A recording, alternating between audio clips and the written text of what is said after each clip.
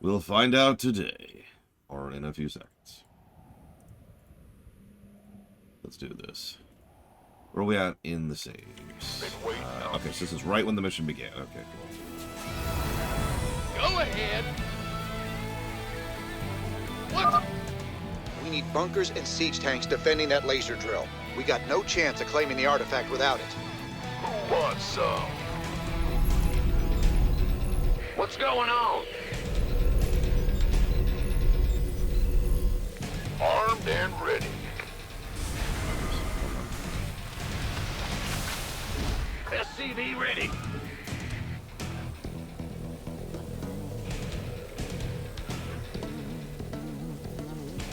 Yeah, no, this is a legitimately difficult mission, yes. That is a true statement. SCV ready. Sir, I've managed to access what's left of the Mobius Expedition sensor net. I'll route it through your map so you can see what the Tal'Darim are up to. SCV ready. Especially before we gain access to the drill. If you're paying attention, last night we actually failed to this mission. That was because my brain was back into the Sludgeville. Add on. SCV ready. You know me, I love being in Sludgeville.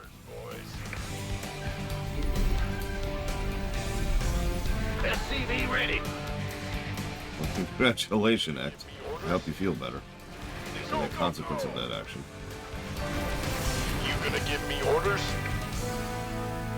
SCV ready. Big job, huh? Yeah, go ahead. Yep. I'm in deep. Keep your shirt on, Sparky. Headaches and anxiety, that sucks. Yeah, stalkers continue to be mean, as is their wont. SCV ready. You want a piece?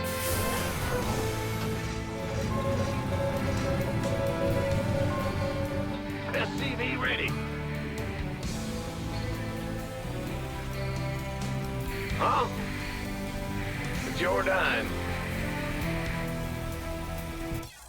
Thank you, Dark Day. Do always appreciate those bits, thank you. Yeah,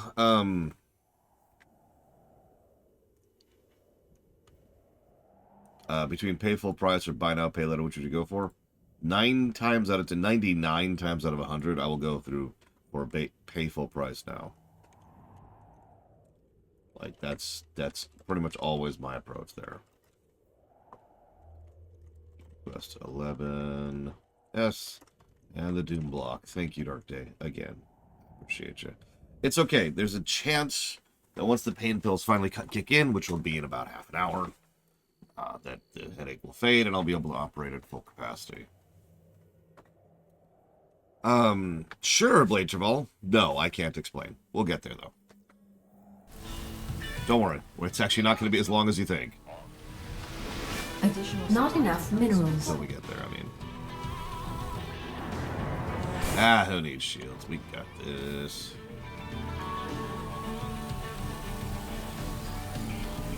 Who wants some? See you around, Dark Day. Go, go, go! Excuse me. This better be good. Been waiting on you. Yeah, sure. Let's talk about Protoss unit balance while we're playing as the Terrant. Ah!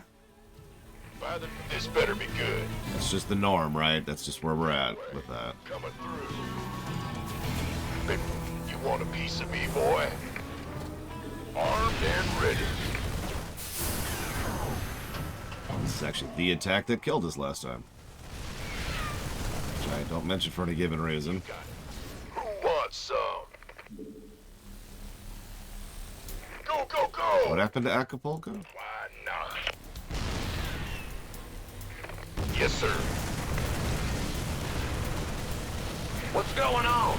By the numbers, boys.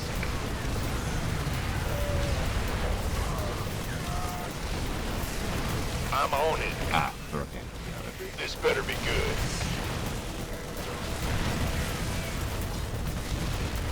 Huh? Okay, good news. The very first attack that they sent You gonna give me orders? destroyed my defenses. Been waiting on They you. survived. So that's neat. Ah! You scared me! What is silica, Baxter? Hey, Lene Ruth. SCV I do try to be sane, although I don't know if I can claim it. Like that might be a bit above my pay grade.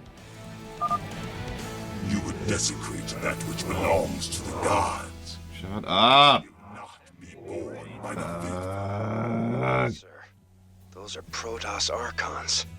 If they get too close, our men won't stand a chance. I'm giving you manual control of the laser drill. See if you can use it against the Protoss. Apparently, You heard the man. Swing that laser around. We can use it to drive back the Protoss. finally. Give me access to this thing. SCV ready.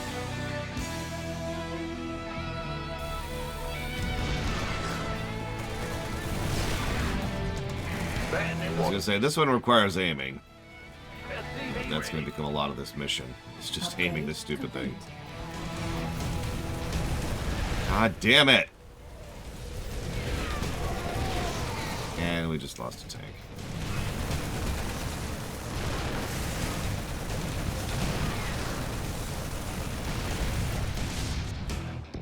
Yeah, the attacks are gonna come nice and rapid fire now too, so I'm about to start falling behind. That's cool. That's cool. Who wants some?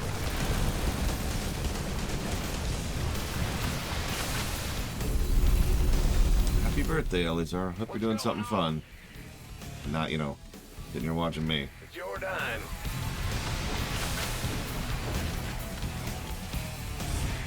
Insufficient Vespene gas.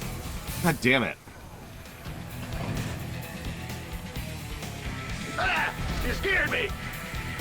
Been waiting on you. SCV ready. You want a piece of me, boy? Woo-hoo! Overtime! SCV ready. Insufficient Vespene gas. Go, go, go! SCV ready. The laser drill has breached the door's outer layer. Great, that sucks. Yep. Means this is about to get worse. Alert. Enemy air units on approach vector. SCV ready. Damn it. Air units, nothing. Those are transports. Use the laser to knock them down fast.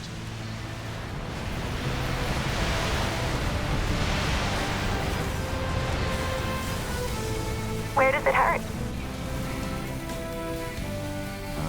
Sure. Upgrade complete. We need guards by the laser drill. The Protoss are hitting it hard.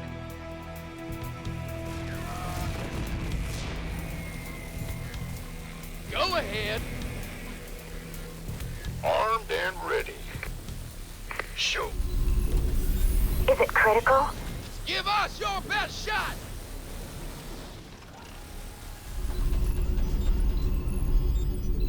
Come on.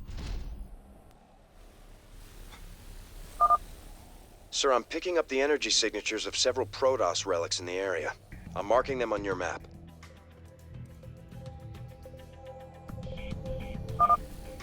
Well, if there's time, we can blast them free with a laser drill. I bet Stedman would love to study him.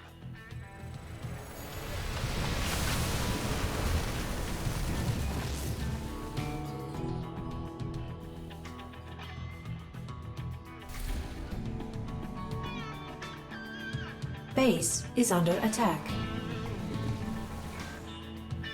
Ready to roll out. We can want some. By the huh?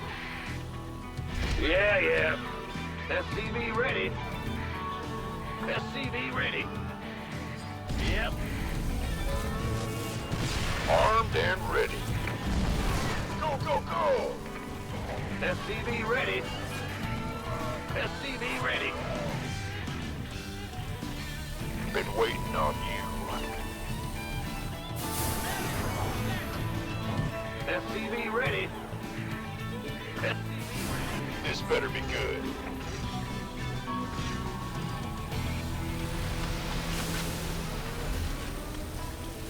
SCV ready.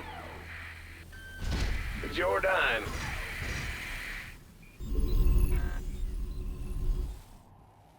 Who wants some? SCV ready. Gangway, coming through. Affirmative! What's that? SCV ready. You want a piece of me, boy? Go, go, go! SCV ready. Where's my CV? Where's my CV?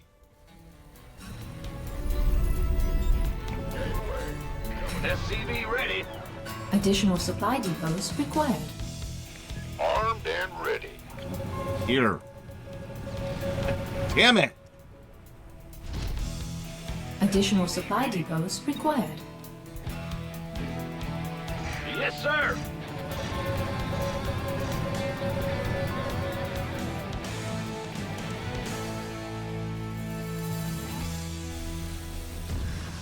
Base is under attack. Ah! You scared me! I don't remember what I had for breakfast, sorry. What's your question, Elizar? By the number. We have been waiting on you. SCV ready.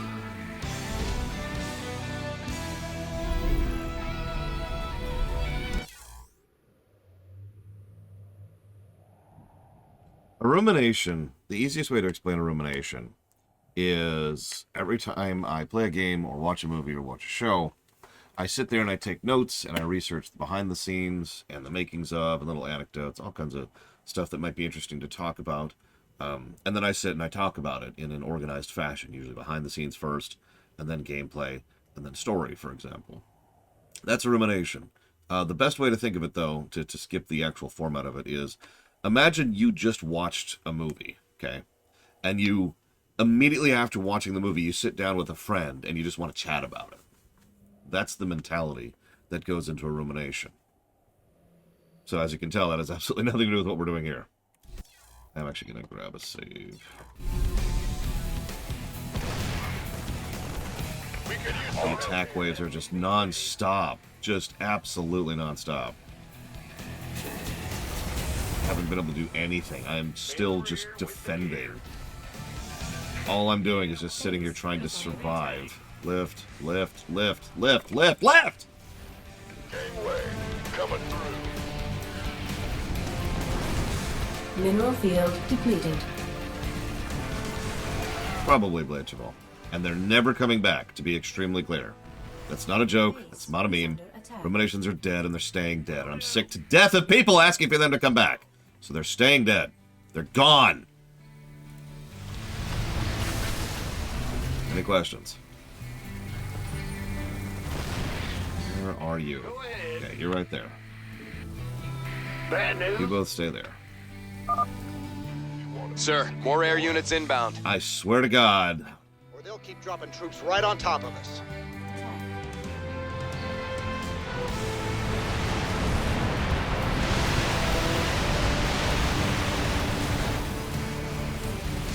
Armed and ready.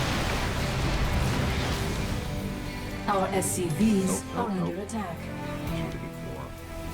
From what? Oh, for Christ's sakes. We could use some help here. Yep, I'm going to stop doing that because I did it out of pure spite, Darkrai, which is not the best motivation for doing something. So we're going to discontinue that pretty much immediately. Mineral field depleted. By which I mean we have already discontinued that policy. Ah! You scared me. Sure thing. Add-on complete. Uh-huh. What is still attacking you? Kill it! Thank you.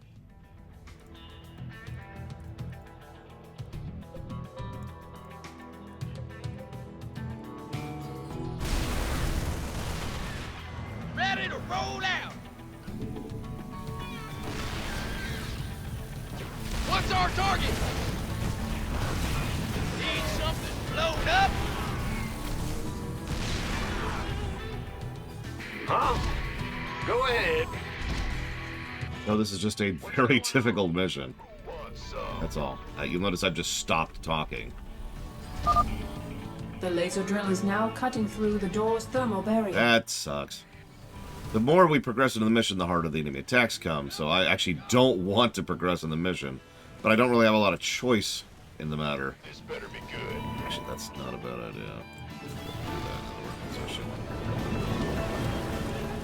Yeah, you know, you see just the non-stop waves of nonsense since I'm dealing with you, right? Just non-stop attacks. Mineral field depleted. You want a piece of me, boy? That's just what this mission is. On this difficulty. Bad news? I haven't even been able to get a single defensive line going on my right side yet. I haven't even thought about optional objectives yet, because I can't. Yeah. Upgrade complete. Woohoo! Overtime! Generally, if my body's craving something, it's saying something. So I usually listen to those kind of cravings. Stop targeting the door. Go ahead.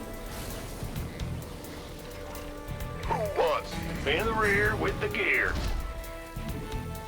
Well, butter my biscuit. Upgrade complete. Please state the nature of your medical emergency. I don't actually know, Luthor. I've never tried.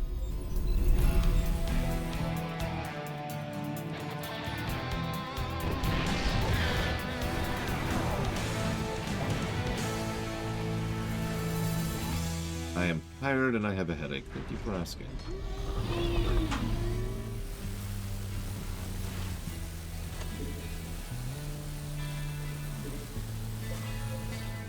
Ready to roll out.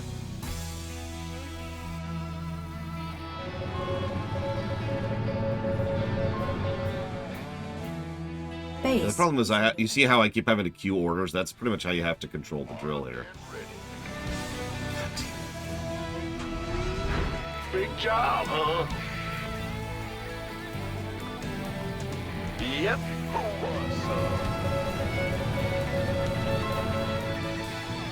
We don't have Vikings yet. Go. Fueled up, ready to go. Got no patience for sitting around. Base is under attack. Move it. We do not have access to a starport yet, no. Sure thing. Huh? What's going on? Bad news? Yo. Yeah, whatever. By the number, you gonna get me? Been waiting on you.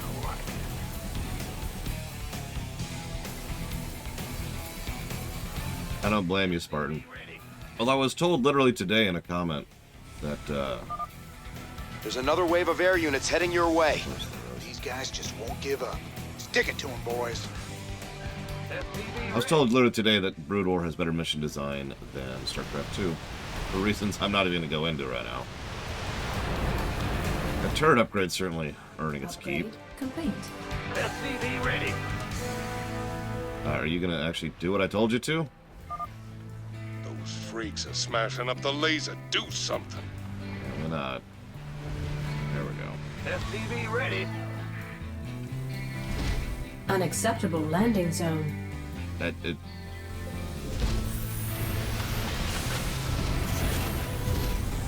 SCV ready. Oh no, the reasoning given was actually, honestly, kind of hilarious to listen to. I'm not going to repeat it for you, though. Add-on complete. Base is under attack. Anyways, the important part is rooms are dead and they're never coming back. That's the important part here. Depleted.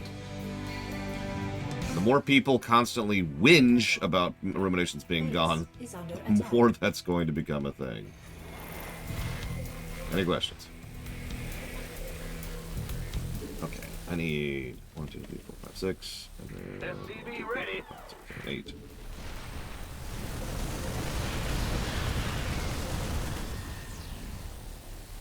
Ruminations are made of worms. It's true. Ask your doctor today. Are ruminations for you? Vespine geyser The exhausted. answer is they're not. Nobody likes ruminations anyways. 2, 3, 4, 5, 6, 7, 8, 9. Will do. Base is under attack. Additional supply depots required. Working on it. Additional base is under attack.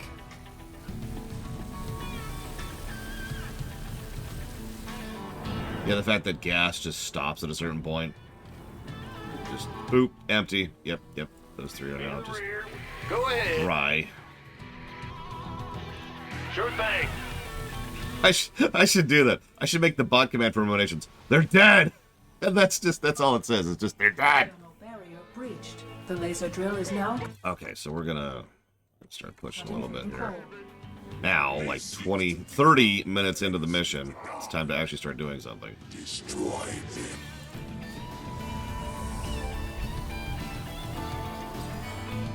Go, go, go. Please stop escalating your attacks on me. You don't have to do this. Oh, it's on. Vespine base is under attack. Yep. Mineral field depleted. I hope you like being attacked by even more of the nonsense than you already were, because that's where we're at. Well, butter my biscuit. No! I refuse. Mineral field depleted. Base is under How attack. are we looking? We could use Still some help producing. here. Okay, we're gonna... Oh, shoot. God damn it! Okay. Okay, that's cool. I'm cool. Everything's cool. Everything's cool. Who wants some? Everything is awful. Stop attacking the wrong units. Stop sending non-stop waves to attack me.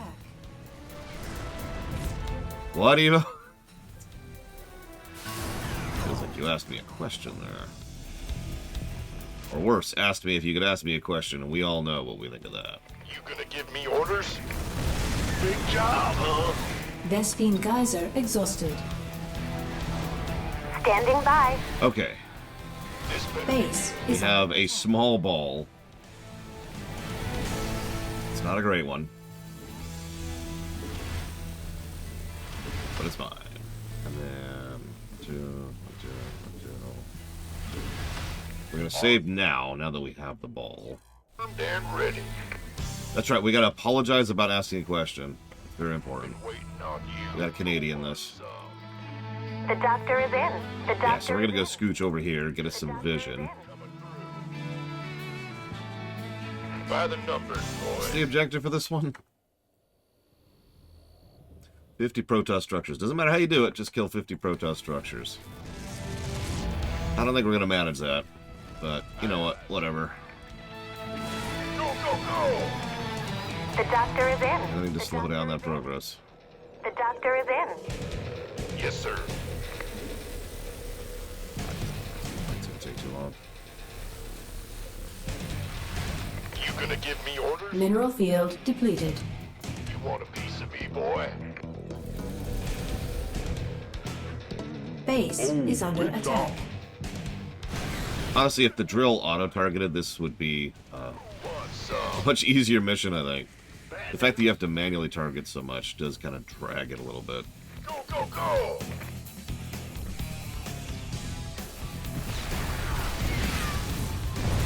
I mean, you've seen how rapid fire the attacks go. Boom, baby. It's go time. Okay, back to this. Armed and ready. Which is good for this other one, too.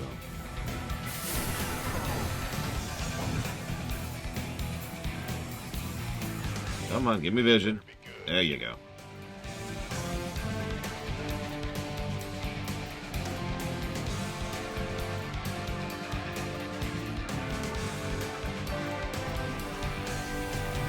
Frankly, the northern front has been fine overall. Waiting on you. In the rear with the gear. Big job, Go huh? figure, I suppose. Mineral field depleted. It's true. It auto targets the door. You come here. Bad news? Do your job. Mineral field depleted. Vespine geyser exhausted. By the numbers, boys. Get a Protoss. At the very least, we want that Protoss research. If nothing else, we need to get that Protoss research. Sure. Keep your shirt on, Sparky. Who wants some?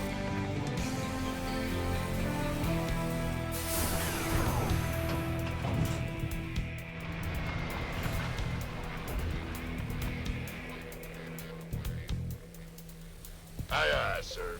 You gonna give me orders? Been waiting on you. Speak up! Armed and ready. What's going on? Yep.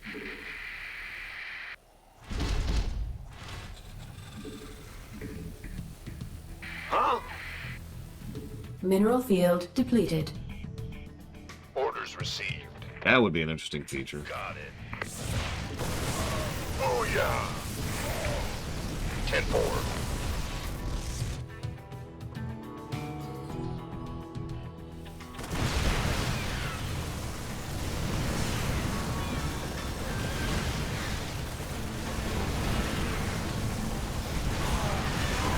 Go ahead. Add-on complete. Our SCVs are under attack. Aye, aye, sir. You gonna give me orders? Sure thing. Orders received. Roger that. I So for all intents and purposes, we can just chill now. We've kind of won the mission. Sure. Big job, huh? Yeah. I'm in a world of hurt. Go ahead. Put you in the rear with the gear.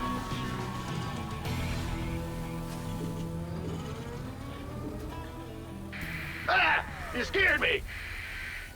I'm going. Yo. Yep. Big job, huh? What's going on? Who wants some? Okay, what are you guys doing? Well, you've been abandoned beyond the wall. This is your life now. You gonna get this better be good. By the numbers, boys. Gangway, coming through.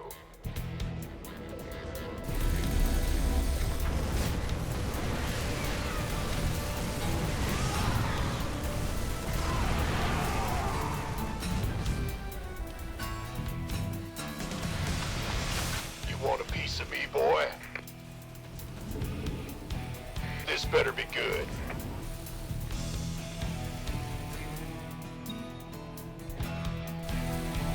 Armed and ready. Okay. Go ahead.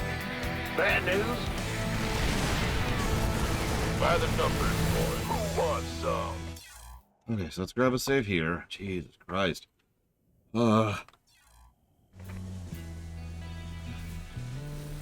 Okay, so let's see if we can push. I guess we'll go north by virtue of why not. Yes, sir. Let's see how this works. Been waiting on you. A move for a couple of seconds. Huh? We could use some help here. Woohoo! Overtime. Bad news? Yeah, this better be good. Keep your shirt on, Spike. Armed and ready. Yes, sir. That's a negatory. It's blocked. Oh, yeah. Oh, that's the problem. Dang it. Well, okay, that sucks. Armed and ready. Aye, aye, sir. Well, I have been considering discontinuing Streamination. I'm not gonna lie, Dark Ray. But there is no ETA now. we're just gonna sit here. We failed the objective. That's okay. I'm just gonna accept that. I haven't even looked at it, which of all well, actually, no, that's not true. I did look at one thing, and a lot of y'all are very optimistic about playing Kafka. If you're wondering, I'm out of resources. I'm tapped. So we can't get a new anything. Like, we can't do anything. So that's fine. I lost the infantry ball at some point. Suck. I suck.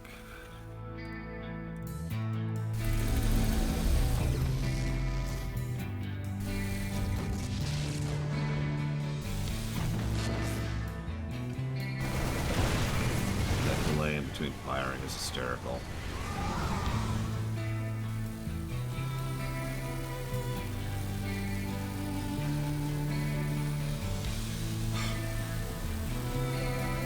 So siege tanks, am I right? We'll talk more about siege tanks in about 2 minutes here, give or take.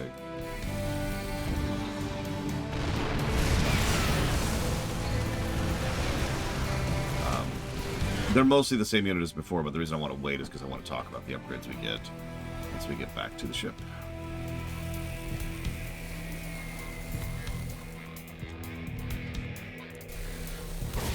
Yeah, one thing, you'd think this is a good thing. I honestly argue that it isn't. Anytime you haven't given the drill a manual order, it automatically retargets the door. You might think, why is that a bad thing? Well, because the door's health determines what wave and what difficulty of enemies that they're going to be tossing at you. Breach of the doorway core is imminent. Structured access imminent. It is our sacred duty to stop these defilers. Burn them to ashes. Although, nice touch, it actually does show the 3 doors you're pushing through, so you can actually physically see the waves there. Base is under attack. Yep, time for the super wave, speaking of which. It's like, we're fine now.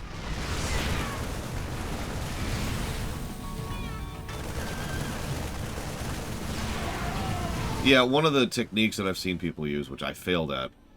You have prevailed for now. Word of this sacrilege will echo across the stars, James Raynor. The day of reckoning draws near.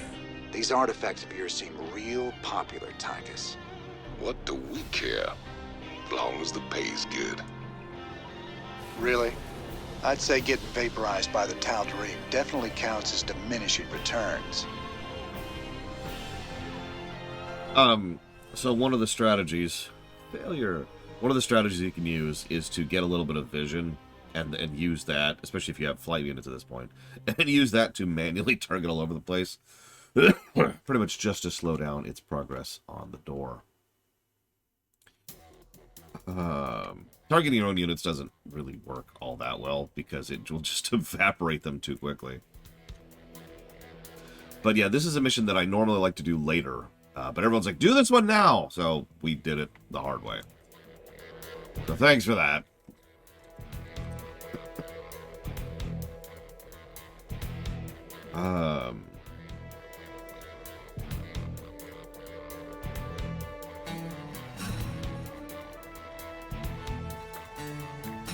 What's your question, Elizar?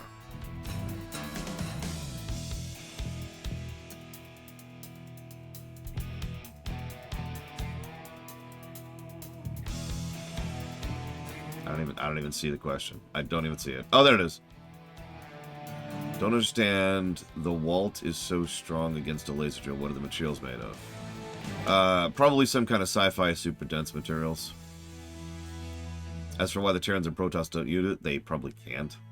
If you have a material that's so dense and so difficult to adjust or alterate that you have to bring in a mega ultra death cannon that is like 5 stories tall in order to be able to slowly push through it, I don't think there's a whole lot you can do about that in order to like turn that into armor or weapons or anything like that.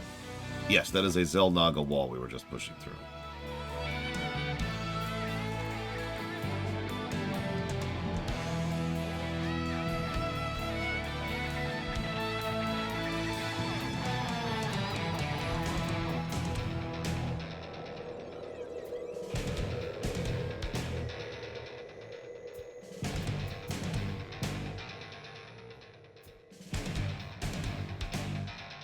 I know, right? Let's just build a Terran death wall of death. Or death cannon of death. It's one of the reasons it's fun to play as Swan. In fact, I would actually argue it's the reason it's fun to play as Swan in co-op mode.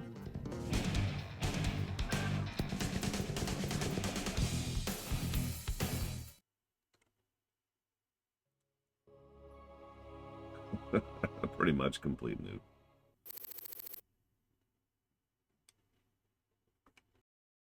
Oh. I've been wondering when this would pop up.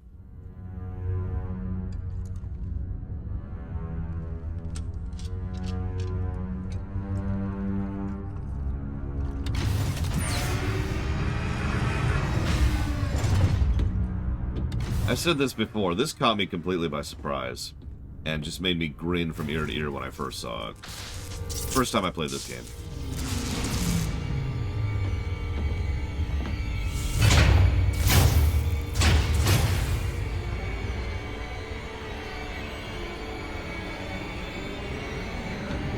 James Raynor, I bring tidings of doom. Zeratul. I have pierced the veil of the future and beheld only oblivion. Yet one spark of hope remains. You will hold her life in your hands. And though justice demands that she die for her crimes, only she can save us. Wait a second. You're talking about Kerrigan. It's been 4 years. You show up out of nowhere. Time is short. You must understand. The answers you seek lie within. Study it well. The fate of creation hangs in the balance. Nice to see you too.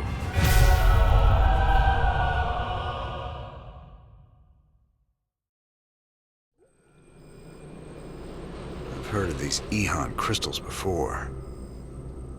Supposedly they allow you to relive another person's memories. Whatever Zeratul's uncovered, he was desperate for me to see it too.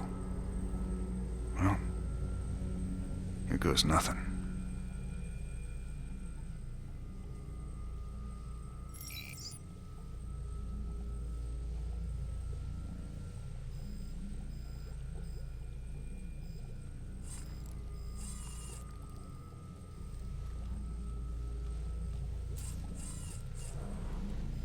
Holding these artifacts is making me nervous. Can you tell me any more about them? It's interesting. The one from Zil is different than the others. However, I think all of them once constituted a single device. You mean they make something bigger? It would seem so. It's just a theory, but there's an attraction between the artifacts we've collected. A kind of harmonic resonance. Given the points of contiguous translinear alignment, I think they'd be drawn together like magnets under the right field adjustment. Okay. Well, don't adjust anything just yet, Doc. I like them aligned just the way they are. Sure, Yura. This is a portion of an adjutant, which is a fully robotic entity. Probably at the level of VI, which serves as an assistant in order to help keep operations running, usually on a military level. So, someone recently was like, I'll talk about it a second. I see we have a new acquisition. Is it a Protoss device? That's right. But I wouldn't mess with it if I were you. It's a Kadaran Ehon crystal. It's a memory storage device. Lets you experience what other people have seen or done. They can be dangerous if you don't know what you're doing. Yet you don't fear it at all. You're a fascinating man, Jim Raynor. You know more about the Protoss and the Zerg than any of the experts I've read about. Yeah, well, first-hand experience will do that to you. We'll come back to the crystal. Lots of folks ready to fight. I'll say we should have access to the tanks now, which we will continue to not buy. Yeah, siege breakers. Had any visitors lately? I don't know what you're talking about, Tosh. Oh, I think you do, James Raynor. Something was on this ship just now. I still smell it on you. Protoss. Interesting. Whatever you think you know, you just keep it to yourself. I hear you yapping about this, and I'll toss you out the airlock. Probably one of the only times he comes down hard on toss. So now we've got 3 of these artifacts on my ship. When are we supposed to hand these damn things over? Well, that's gonna be a bit tricky. I hear the Zerg have attacked the Mobius Research Center on Tirador. I don't get it, though. What's the Queen of Blades after? Ain't no artifacts there. If those eggheads can't hold out till we get there, we may never know. Upload the data to the star map. Looks like we got ourselves a good old-fashioned rescue mission. Could be, Loner. I don't know. This is Donnie Vermillion, live from UNN. Tonight, the Zerg invasion. The battle so far. The Terran Dominion is holding firm under Zerg aggression. Our industrial complex has stepped up production on all fronts. Enlistment rates have risen within the penal system, and the Marine Corps is ready to get in the fight. The Zerg won't know what hit them. Donnie, has there been any word on when we start pushing the aliens back? Kate, if I revealed that, I'd be giving away vital Dominion secrets. You think the Zerg watch our broadcast? I know they do, Kate. I know they do. Well, you heard it here first, folks. This is Kate Lockwell for UNN. Did you notice the tsunami alert? It was like, tsunami caused by illegal waste dumping. So the Arclight. Oh no, sorry, this is the Crucio, my bad. Armed with twin 90mm cannons, the Crucio is an expensive upgrade to the original Arclight siege tank. By the way, if you hear noise, that's because someone's drilling over there. 180mm siege mode shock cannon scatters superheated tungsten in a 50% larger area. Dominion infantry soldiers are universally convinced that Crucio operators inflict more damage on friendly forces than enemy. Consequently, Crucio operators stick together during shore leave. Wyndon Slavens, an early Crucio operator, installed a sophisticated surround sound system into his ride. Sergeant Slavens was subsequently cut off and surrounded when he failed to hear the order to fall back. We're rocking some serious heavy metal now that we got siege tanks. Yes, sir. The comforting thunder of the big guns. Well, comforting when they're on our side. Yeah, these newer tanks have better guns when they're on the move. And reinforced armor. So long as they still got the range in siege mode, the rest is just gravy. Between siege tanks and bunkers, we can hold the line against just about anything. I have no idea, Loner. So, siege tanks, we're finally going to talk about them. So their upgrades are increased primary damage target, although the splash remains the same. And this is a funny one. The cannon does 75% less damage to friendly units when in siege mode. This is the original graphics, which is why you'll notice some specific textures are lower res than others. Fun stuff.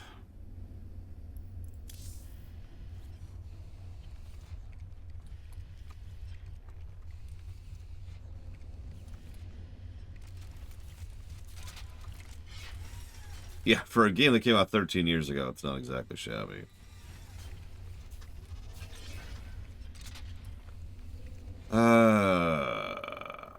Favorite mount in FF14? There's only one mount I like in all of FF14. It's the one I use. Oh, I didn't do that. What's our money like? I think I'm going to go and hold on to it for right now. Yeah, the actual FF6 mount, not the fake one. I should go for a walk outside. Oh, wait. You ain't gonna believe this, but I just saw Zeratul on the ship. How much did you have to drink tonight, sir? He was here, Matt. And he was hurt. On the run from something. Where is he now, sir? I don't know. But he ain't on the ship anymore. He gave me an Eon memory crystal, and he was desperate for me to study it. I guess he wants me to see what he's seen. One thing I want to mention here, just as an aside. Apologize for the noise. a lot of people have opinions on the Blizzard visual art style. Especially in, like, if you've seen Warcraft 2, you've seen the Blizzard art style, but it's carried forward into pretty much every work they've done. Overwatch, Starcraft 2, Diablo 3, World of Warcraft all use the same general art style. There are some specific variances, but you get the point. Here's the catch. I agree with that, Adam. Here's the catch. The thing I don't like is the art style that took that and ran with it in the opposite direction. So, you were just talking about the art style of StarCraft 2. It is stylized. Raynor doesn't really look like a normal human being. Neither this Horner, neither this Tychus, etc., etc. But things like Fortnite, and I use Fortnite specifically because you know what I mean by that, took this kind of cartoony, chunky style and kind of Play-Doh'd it, you know? I'm not an art student, so maybe Evo could actually tell you more details about how this actually works. But they took it, and it's like they smoothed over the edges. They Pixar'd it a little bit more. And I've seen that art style absolutely everywhere. And it vaguely irritates me when people call that the Blizzard art style, because it's not. You're looking at the Blizzard art style. World of Warcraft has the Blizzard art style. But, like, that Play-Doh thing, that claymation, I don't know what to call it thing, just doesn't do it for me. And it's funny because it's indicative of something I talk about all the time. Just because you take an idea and run with it doesn't necessarily make that a good thing. So, just, you know. Anyways, so let's see what missions we have access to super quick here. Valhalla, which one's that one? Ah, okay. So Valhalla. Which one's this one? Seems your Queen of Blades figured out who's been that one to snatch up all them artifacts. And of course, New Folsom. Mobius's head honcho, Dr. Narud, claims the Zerg are attacking his main research campus on Tirador. He can't evacuate. No. Let's go ahead. Let's do this proper. Like, let's go do these missions next. Raynor, the Hounds of the Void are closing in. I impart my memory, my very essence, into this Ihan crystal, so that you will see what I have seen, and that the future may yet have hope.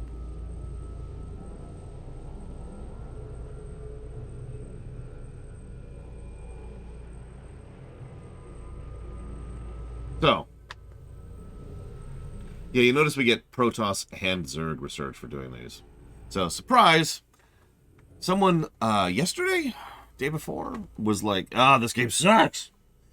Because you only play as the Terrans, and they mentioned that they would get bored playing nothing but the Terrans for like 30 missions or what the hell it is. Why would that be a negative for these not being mandatory? No, Dark Day. That would apply to virtually every video game ever if we were just decide to establish that precedence. Like, imagine if we played Oblivion and it's like negative for the Fighters Guild, the Mages Guild, the Dark Brotherhood, and the Thieves Guild for not being mandatory because of how good they are. And it's like, but anyways, no negatives to gameplay or story. So it's time to play as the Protoss. Zeratul. What the hell have you gotten yourself into? He's actually been busy the last 4 years. Friend Raynor, long has it been since we stood together against the Swarm. Since then, I have wandered the void in solitude, seeking an ancient prophecy rumored to foretell the return of the Xel'Naga. My sojourn led me to a remote world known as Ulan, where I discovered fragments of the prophecy, yet I was not the first to find them. It falls to you now, old friend, to relive my memories and believe. I like his ship, too.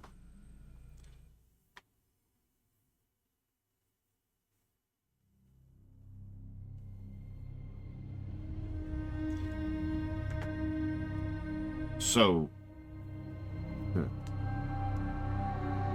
I get your point, Dark Day. I apologize. But no, I'm not establishing that precedence for negatives. I also don't think it's a negative here. And the Protoss, firstborn of the gods, rose to fight them. No, Terra. Nobody could. Now, the Zelnaga that forged us all are returning. But do they come to save? Or to destroy?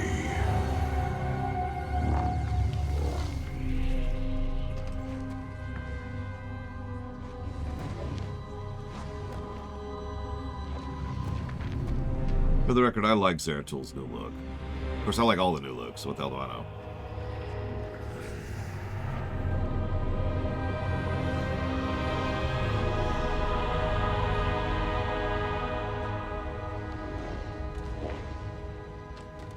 It's a damn shame that we lost the previous voice actor, but I think the new actor does a good job with it. Yes, if you ever wondered why Zeratul's blade does 100 damage a swing back in vanilla, or back in 1.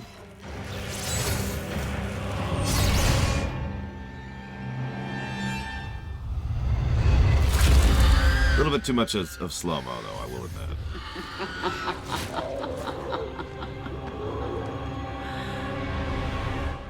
I knew you'd find your way here.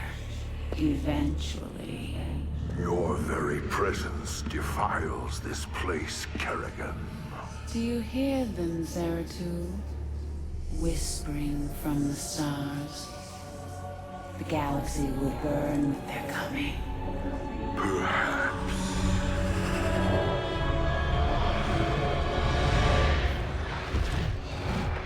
But you won't live to see it.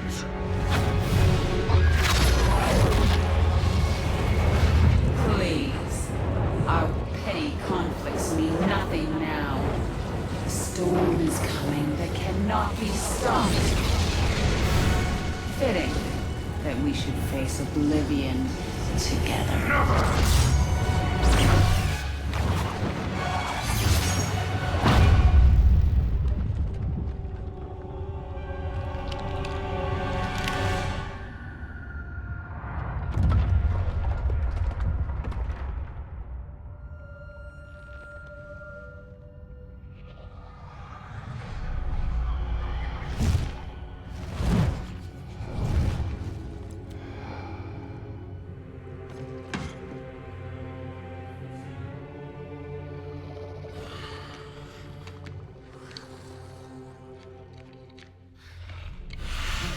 Fate cannot be changed. The end comes. And when it finds me,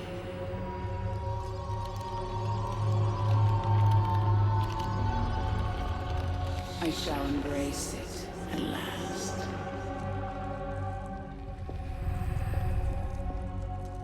The prophecy is uncertain. There is always hope.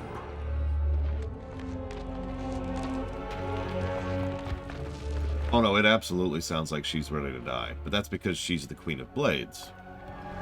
Her having this attitude makes so much more sense if you realize that she's the Queen of Blades, and not Kerrigan. No, Eleazar. The Queen of Blades is incapable of having children.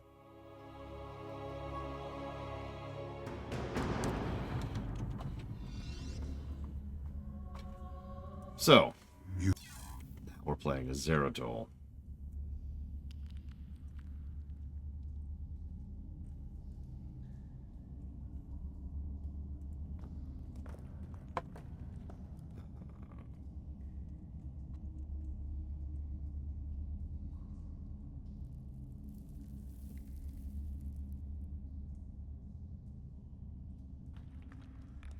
How do you give a gameplay plus to a cutscene act?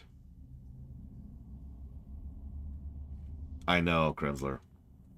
It's a nice twist, and it helps change a lot of the events and how you think of them. But the frustration is so few people understand that in-universe that nobody talks about it in-universe, so players miss that point. Which is just an eternal source of frustration to me.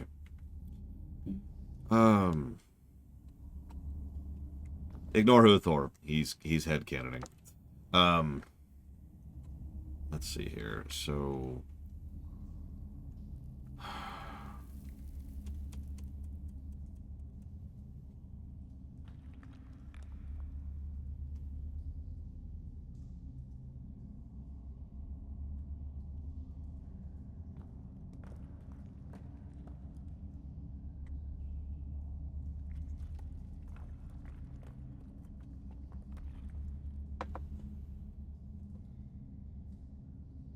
I don't think that qualifies as a negative, Hephaestus. Optional missions giving you optional bonuses doesn't really sound like a negative to me. You're gonna have to walk me through that one. Although I suppose I should put up the segregation negative.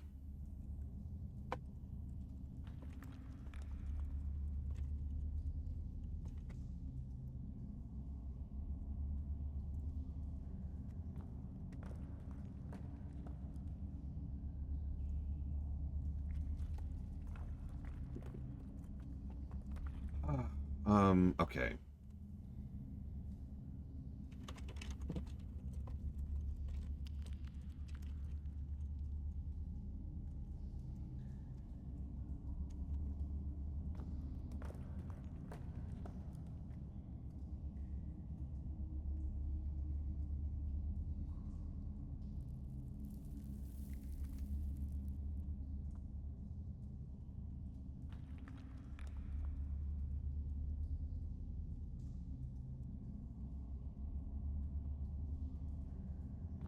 Battle cruisers, Eleazar.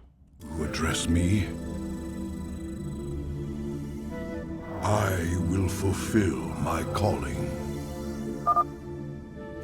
The prophecy was divided into fragments, each kept at separate shrines.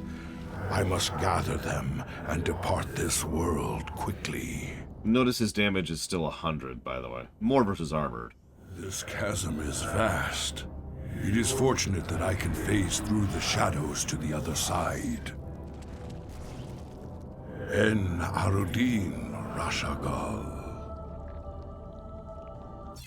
Did I type respecting? Nope, it's respect. Sure, Ect.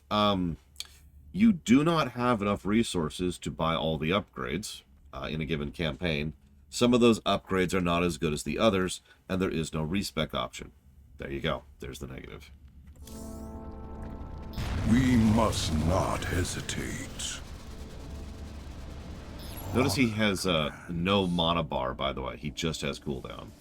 Ire will be restored. En Arudin Rashagal. Spore crawlers can detect my presence. I should stun them with my void prison.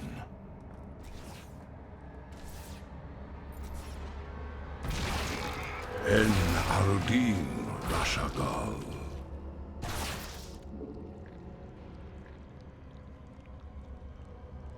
In the service of Ire. Then I'll just lock that into the usual Blizzard negative that pretty much every Blizzard game ever gets. That's not actually a joke. Every Blizzard game ever gets a gameplay and story segregation negative because they put a nice big dividing wall between the two. And it actually kind of hurts both, but I'm only giving the one negative because it's usually not that facetious. Or not that irritating. I will fulfill my calling. Come on. We must not hesitate. Although I suppose we can argue that when we get to Warcraft 3. Allegiance is yours. Were there respec mechanics when this game came out? That's an interesting question. How far back do respecs go? Obviously, Diablo 2 had a respec by the time this game came out. So did WoW. while we're on the subject. So that's at least 6 years prior to this game's release. When did they start doing respecing?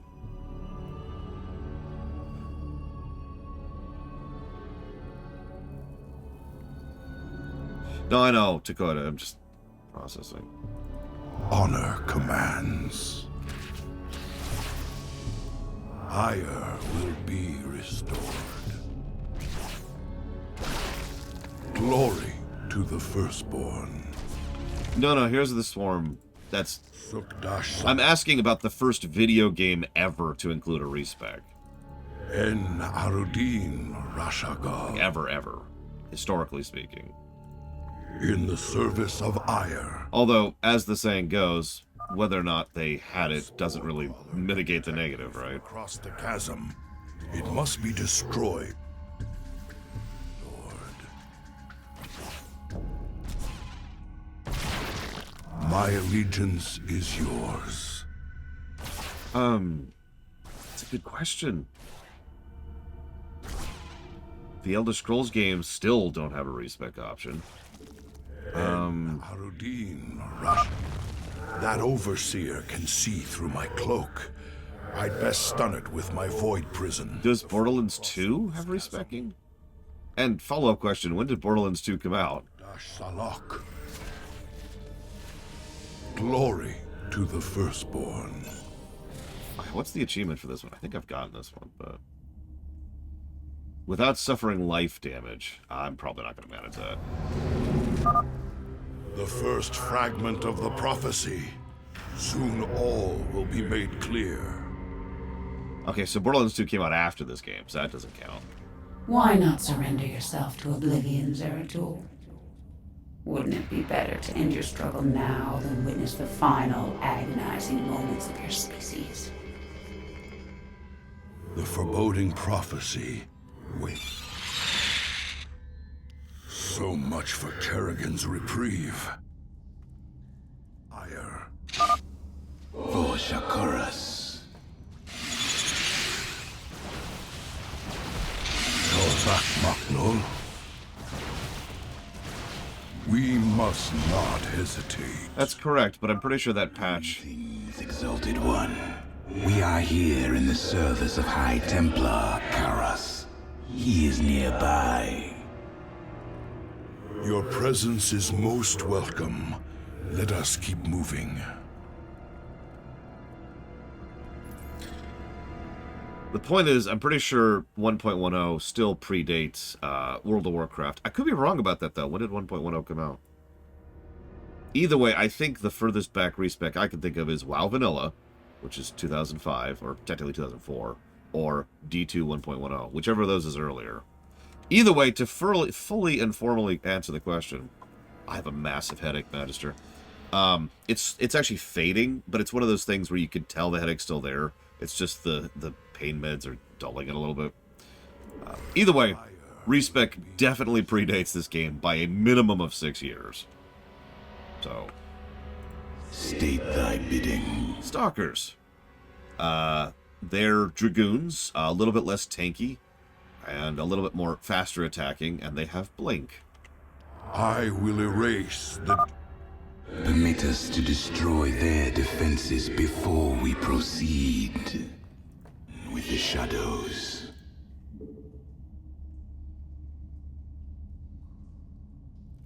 I mean, if you want to set up some vaults, Fallout style, that's on you, Gum Gum.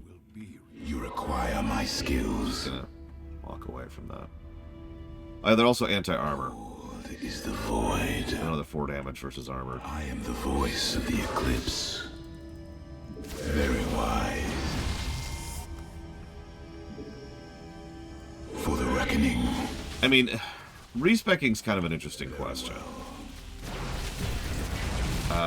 It shall be as you say.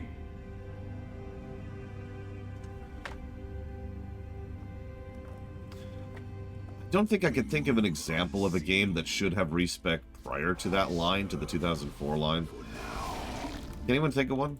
Intriguing. Like a game that should have respeccing that goes that far back. Me? I am like, to use an immediate example, there's no benefit to having a respec in, say, FF5, because the very nature of how you fill out that game isn't really, like, doesn't really work that way. Same with FF6 or FF7, to use more FF examples. And there's no, like, builds gameplay in most RTSs or other strategy games prior to that either. So I'm trying to think of a game that could benefit from a respec prior to that line.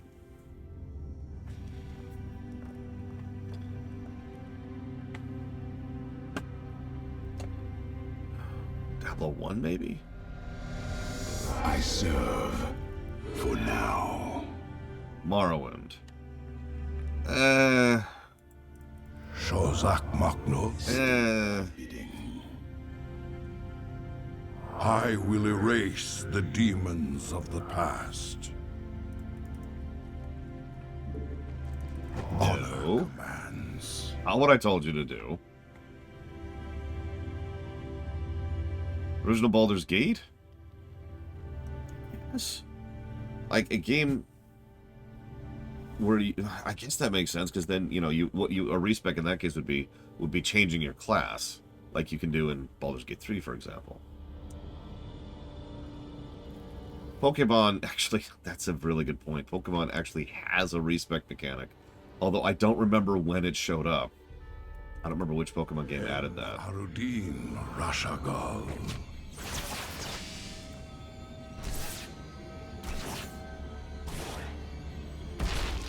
My allegiance is yours. Glory to the firstborn. Abilities. So there's a thing where you can go to someone who's called a move relearner, and you say, "Hey, change around my moves." Also, actually, TMs in general are kind of a soft respec-ish kind of mechanic. So I guess that goes all the way back to Gen 1. Now let's say that out loud. I am the voice of the Eclipse. Because, yeah, Pokemon is all about build gameplay, which is pretty much the kind of thing that most benefits from having a respec feature. Cold is the void. You require my skills. You address me?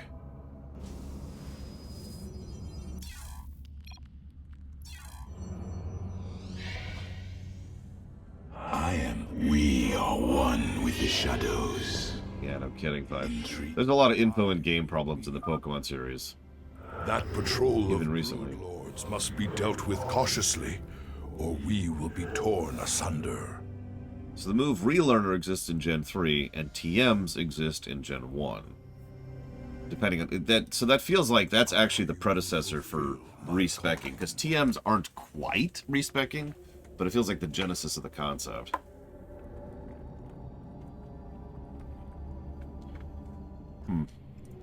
In the service, I always find it interesting to think about where mechanics came from and how they developed into what we know of them as today. my calling.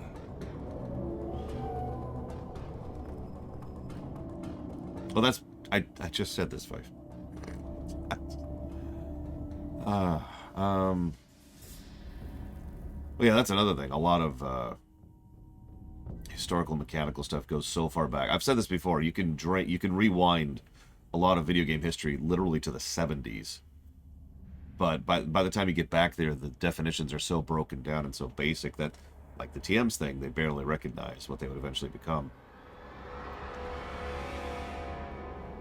That's a good point. The job swapping in FF3 is kind of a similar concept too. That's another NES early game.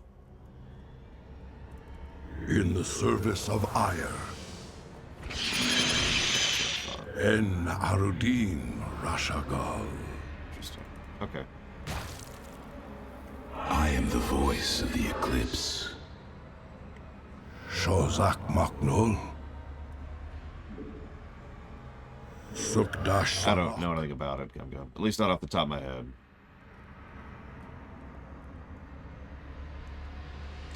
Sure, yeah, let's do pists while we're here. My burdens weigh heavily. Most P&P games do not allow a respec, no. I will be redeemed. I will erase the demons of the past. My burdens weigh heavily. I will not rest until my atonement is complete. I press on with renewed purpose. I will not falter. I will not waver. Our enemies will be undone. Through darkest night, we await the coming of the dawn. I must not allow my guilt to consume me.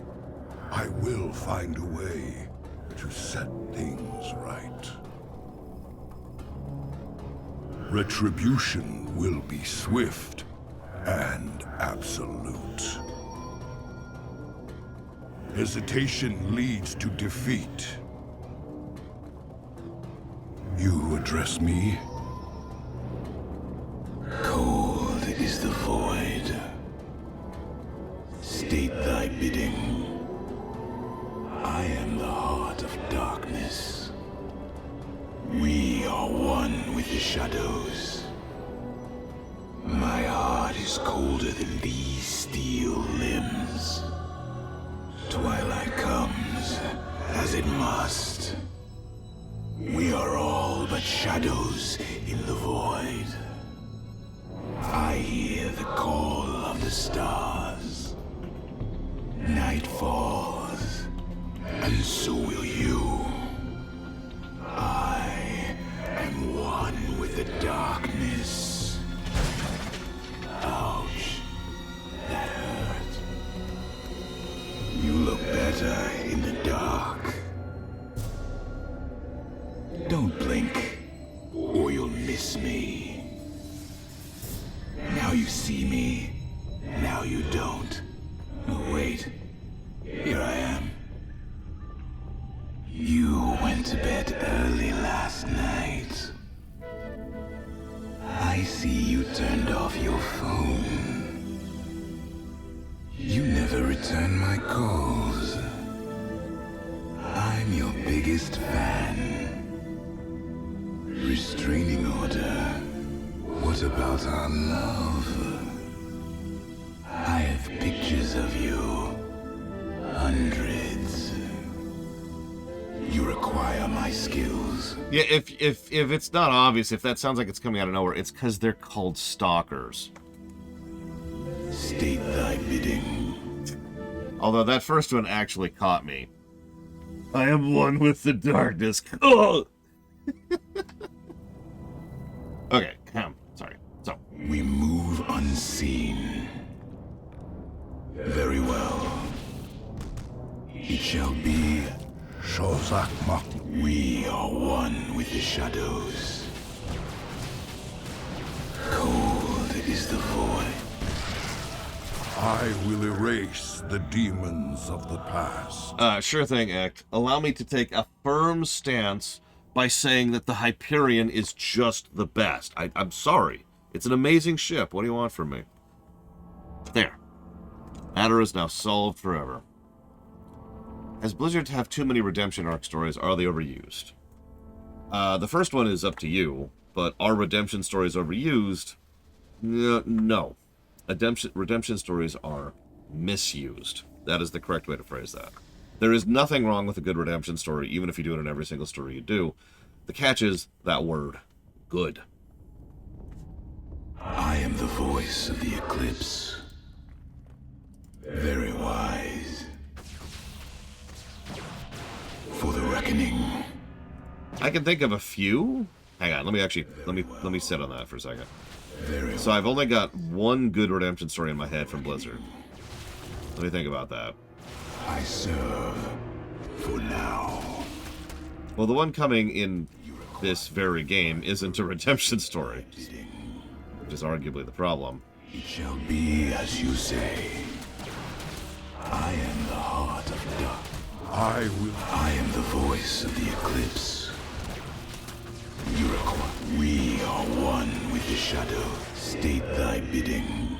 Yeah, Grom. Grom was good. And the best part was he wasn't really redeemed. I will be redeemed. It is presented that way. I do agree that it fails, but it's not a redemption story. I hate to pull it technically here. Glory. But if Evo shoots someone, and then Huthor shows up, and Huthor's like, I am redeemed. I'm like, what? We must not hesitate. En Arudin Rashagal. I would have said alternate Grom if I meant alternate Grom, little Billy. My Cold is the Shozak Maknul. I am the voice. You address me? I will always give Grom credit, though, for at least trying. I think that's part of why I tend to gravitate towards Grom so well when it comes to being a redemption story. I don't think, my personal opinion, I don't think Grom ever actually reached the point of redeeming himself. But I think he tried. I think he was on the path towards redemption, and I think that's part of why that story works for me. Shozak Maknul. Prepare for an aerial attack. Brace yourselves, my brethren. Yeah, I mean, even his final words are about freeing himself. It is Thrall my burdens. Who then is like, no, you freed us all. State thy bidding. I am the voice of the eclipse. We are one with the shadow.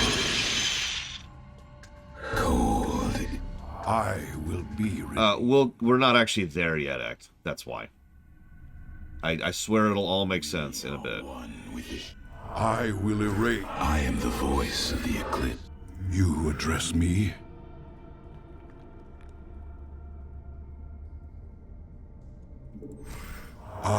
You're cold. I do like how they give us periodic new stalkers throughout this mission, by the way. The Queen of Blades built hatcheries here.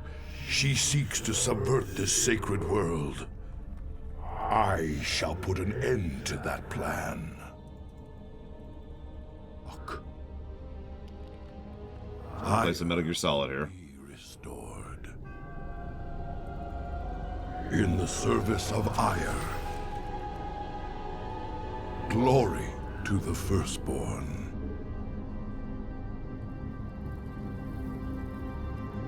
My allegiance is yours. Cairn is an awesome character that I'm livid what they did with him. Put very simply. That's really all I have to say about that. Cairn was legit. Yeah, I know.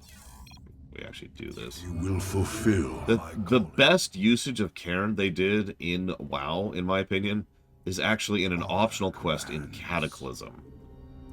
If you don't know it, it's the one where we interact with Thrall's emotions as they've been ripped out of him. One of them is Rage. And it's just a single line. Sukdash Salak. It was actually in the Firelands, but yeah. Enjoy the chores, Evo. Yeah, Cairn, that's the one, Huthor. I knew somebody would catch the specific line there.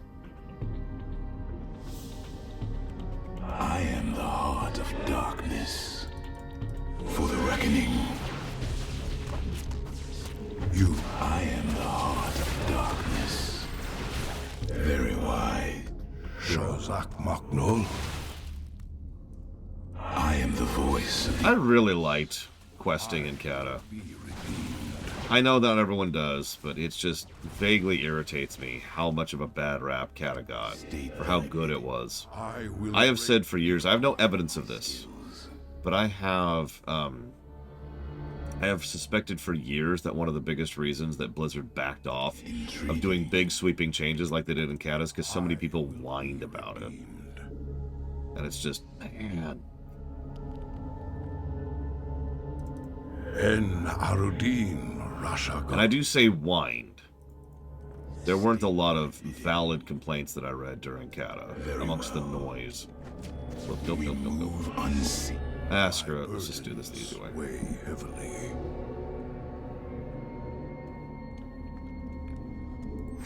My allegiance is yours. Honor commands.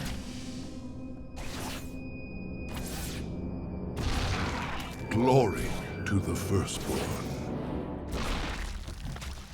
We must not hesitate. That boils down to one of those interesting questions, Andrew. In terms of actual percentages, how many people disliked Kata versus how many people liked it? Because there's this really unfortunate thing that most people don't actually acknowledge. If someone likes something, they are less likely to say so than if they don't like something. In the service of ire, we must not That's hesitate. just human psychology. You address me? I am the heart of darkness. Shozak Makno. We are one with the shadow. What, for this game? No, Elazar. We'll talk about that when we get to the Protoss campaign. For now. I agree with you, Christmas. Oh, and 1? No. Shozak Makno.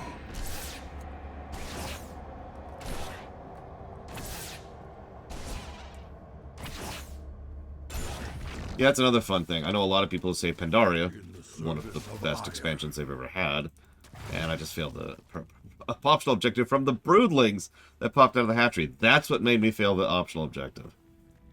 I will fulfill my calling. But yeah, a lot of people are like, Pandaria, one of the best expansions they've ever had, was the end of WoW, and it's like, okay, sure. My burdens weigh heavily. The second fragment of the prophecy. My task is nearly complete. I mean, I will admit, you can pretty definitively block WoW out into, Your hope is an illusion, old fool. If you can so easily read my mind, Kerrigan, you'll see that I'll never give up, so long as hope remains. Careful now. Kerrigan has set guards to bar our way. It could be a trap. Yeah, that's probably true. Take them out carefully, one at a time, or risk being overwhelmed. Glory to the firstborn. Sukdash Salak. Okay. Pandaria was ARR, I do believe. Neither, Elazar.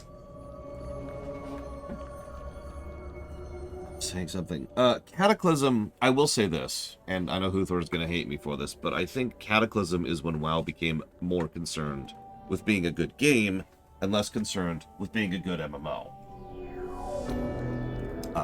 Maybe game's the wrong word. Co-op game, as opposed to a good MMO, because that's a very, very clear delineating line in philosophy for how they were designing pretty much everything, top to bottom.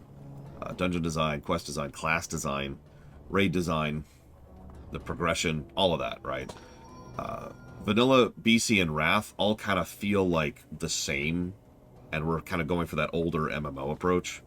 And Kata, Pandaria, Warlords, and Legion were all clearly going for something a little bit more towards the seasonal game, the co-op game, whatever you want to call that. My allegiance is yours.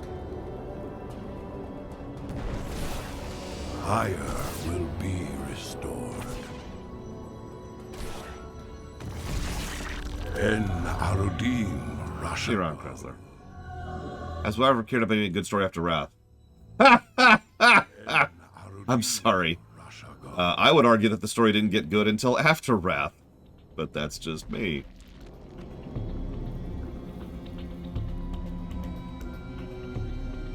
Yeah, Wrath didn't really have that good of a story, to be blunt.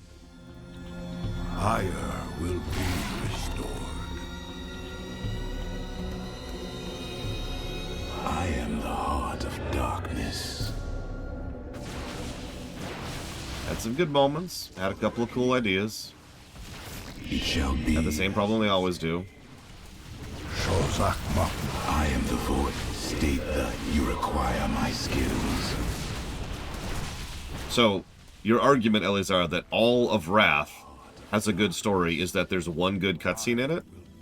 State thy bidding. You address me? That's my point, though, Eleazar. Look at the whole expansion for a second. Look at all of Wrath. Look at how they approached the story axis of Wrath as a whole. And you have 3 kind of concurrent threads going across most of the zones. We are one. It's actually specifically why I didn't do zone episodes for the Warcraft series. The banelings spew acid when they die. Stalkers, take them out from a distance. Is it bad? Very wise. I don't know if I'd call it good, but it is certainly its own thing.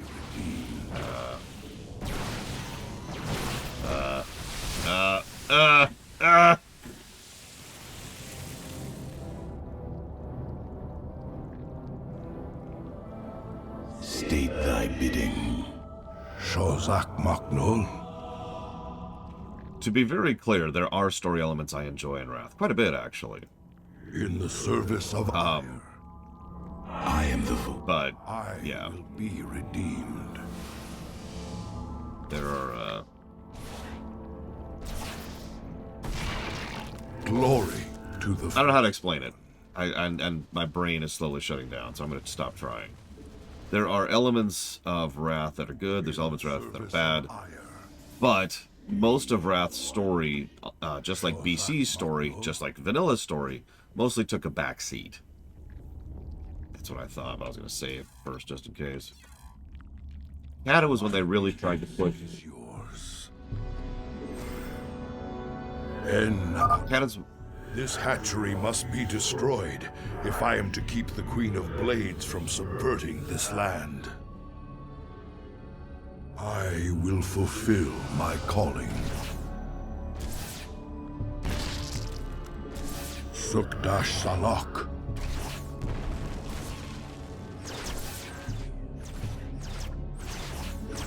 En Arudin Rashagal.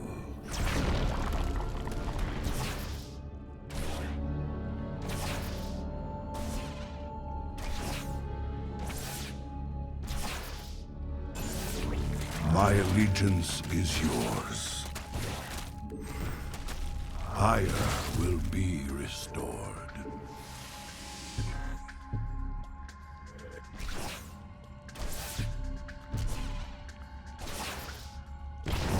I will erase the demons of the past. Yeah, I mean, tell me right now the main plot of Hellfire Peninsula. You might be able to. Several people in chat might be able to. But the point of the Hellfire Peninsula is as Huthor said, it was the tone of the zone. It was the vibe of the place. The visuals, the audio, the floating rocks, the warp in the distance, right? That was the point, story-wise, of the Hellfire Peninsula. In Cata, it started being more about characters, about arcs, about plot. Just follow the story arc. I'll use my favorite example.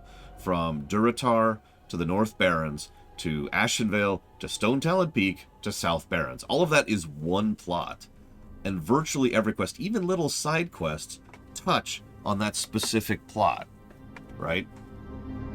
There's even a little side thing, which I love this little tidbit, where they're talking about how the Bristleback have for some reason been fleeing the South Barrens, and they're not even 100% sure why exactly that's a thing. And it's specifically because of the events that you yourself will see further into the zones. I mean, hell, the bomb that's used in Stone Talon is from the Gnomish starter zone, which also shows up in Ashara. So you can see how the focus changed there. Thank you, Eternus. For a year? Has it... this is going to sound strange. Has it only been a year? I feel like it's been longer than that. I'm sorry, Linearuth. I really am. Yeah, go watch Lorecraft. God dang it. I put a lot of myself into that series. Go watch the Lorecraft series. I actually mentioned the bomb in each of those zones. I am feeling worse, but thank you for asking. So, Eternus, thank you for a year of support. If you want to put that anniversary sub towards 3 things, please let me know. Honor commands. Cold is the void. I will erase the demons of the past. I am the heart. You address me? We must not hesitate.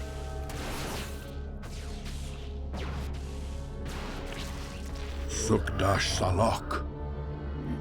My burden. Spine crawlers. Kill them before they can take root and attack. Working on it. Very slowly. God, they're fast. Honor commands. We must not hesitate. Higher will... That might be it, Eternus, because I was saying, I'm not that bad with names usually. En Arudin Rashagal. I will be... Anyways, I guess the overall point I'm trying to make is, I obviously prefer, you know, what I call modern WoW, which is Cata to Legion, more than classic WoW. But that's just personal preference. But, if you disagree with that, please don't watch the WoW review. I will fulfill my calling. Glory to the Firstborn. High Templar Karas is nearby.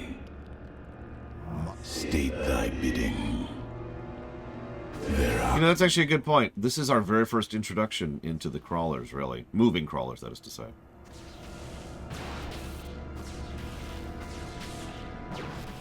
Shozak Maknul.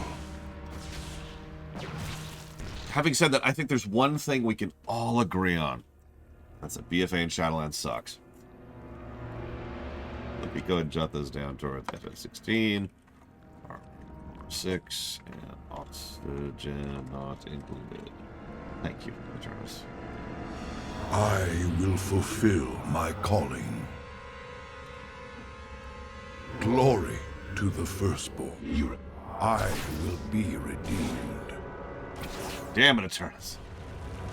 En Arudin Rasha.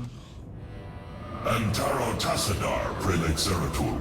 I am High Templar Karas. My force tracked the Queen of Blades to this world, yet we know not what she seeks. Kerrigan and I were both drawn here to uncover an ancient prophecy. With your aid, I pray we can discover it before her. It is an honor, Great One. Lead on. Really like the new Protoss, by the way, just visually. I am the voice of the Eclipse. Shozak Maknul. Cold. I will erase the demons of the past. In the service of Ire. Sukdash.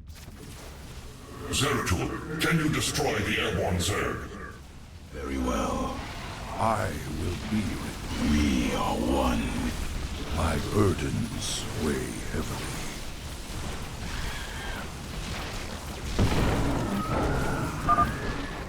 These Nidus worms must be destroyed, or the Zerg reinforcements will overwhelm us. Stalkers, take the high ground and support our brethren.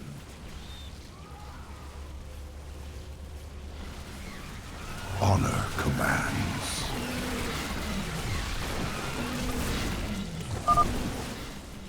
Zeratul has destroyed their worms. Press on.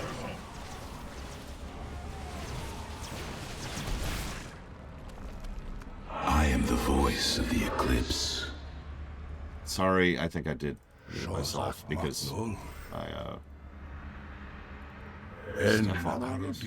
is doing some drilling over the next room. I agree that very, very rarely does WoW do MSQ properly, for lack of a better way to put that. Service of that their regional stories is what I usually call those. The zone stuff is pretty much where they shine, right? Like even something relatively simple like, you remember the Badlands regional story? There's actually 3 weaving in and out each other, but it's all the same overall arc.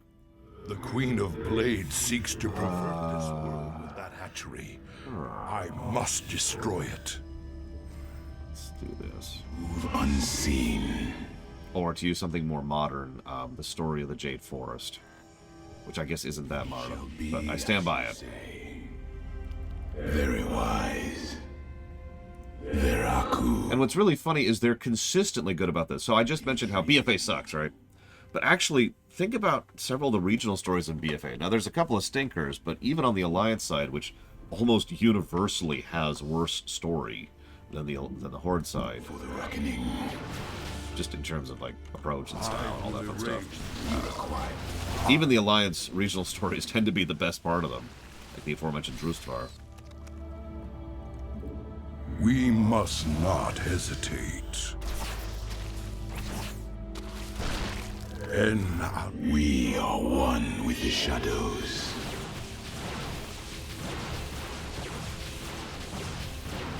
I serve. And Warlords. Address me. Warlords varied a little bit because Frostfire Ridge was really strong. Shadowmoon Valley tried to be, but wasn't for reasons I don't want to go into right now.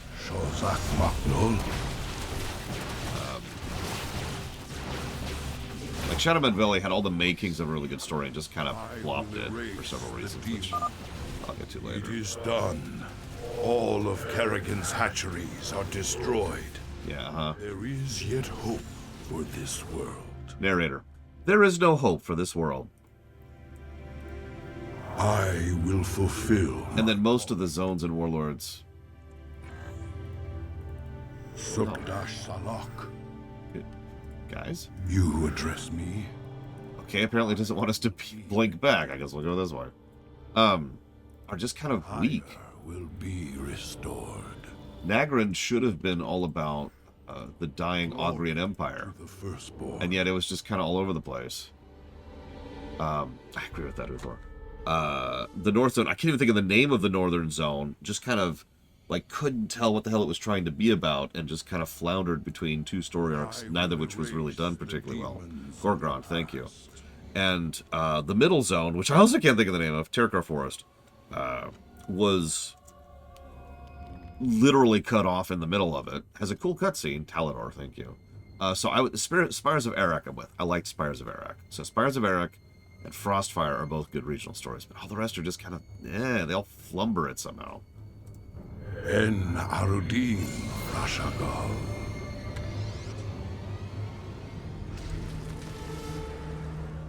The final piece of the prophecy.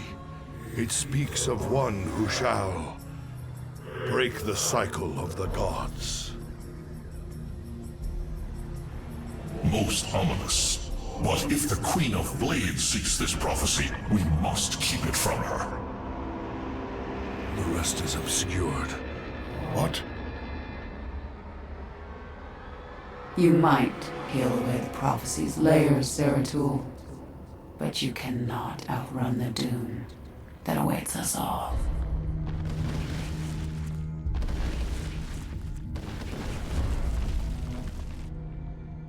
We cannot prevail against so many.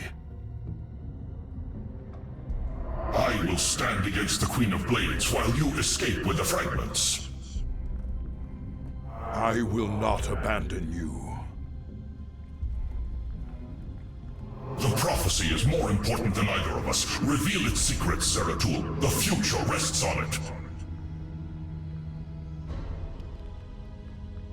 Your sacrifice will not be forgotten, brother. Yeah, no, this is why, run. We must get to the Void Seeker. Run. This is the run mission. Part of the mission.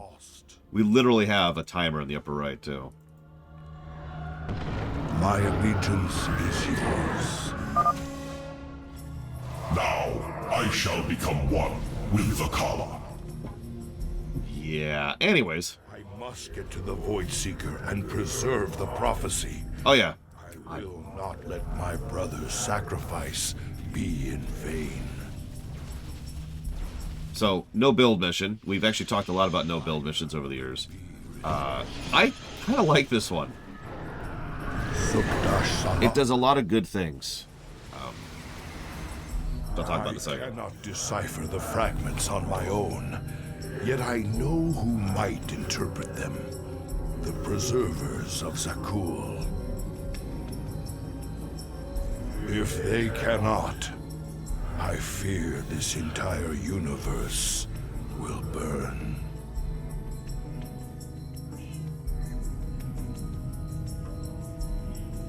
Let's go ahead and get this out of the way. Amon is, I don't know if I'd call this not hard. Part of the reason I took so damn long is because, not just because we were talking about MMO stuff, because I was taking my time at a few specific moments. So, they give us, we'll get to the prophecy in a minute. Let's look at the gameplay first. They give us a Super Doom hero unit, but he does have a strong weakness. But even that weakness isn't a glass jaw, right? He can't tank against anything real.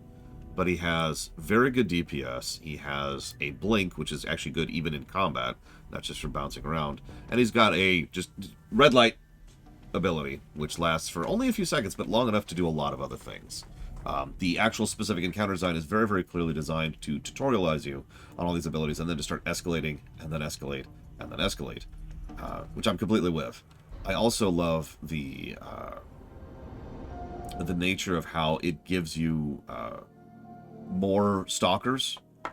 In other words, if this was a Starcraft 1 mission, you would start off with Zeratul and 2 Dragoons who would constantly get stuck on the terrain. And then that would be it. And if Zeratul dies, you lose the mission. And if you lose the Dragoons, you're screwed. But they give you new stalkers to help you keep having tools. It's that gradient thing I'm always in favor of again. And each... also, Zeratul also gets a health revive. I forgot to mention that. So that's good. That's good. It's a way to kind of keep the flow going without penalizing you too heavily, especially if you screw up early.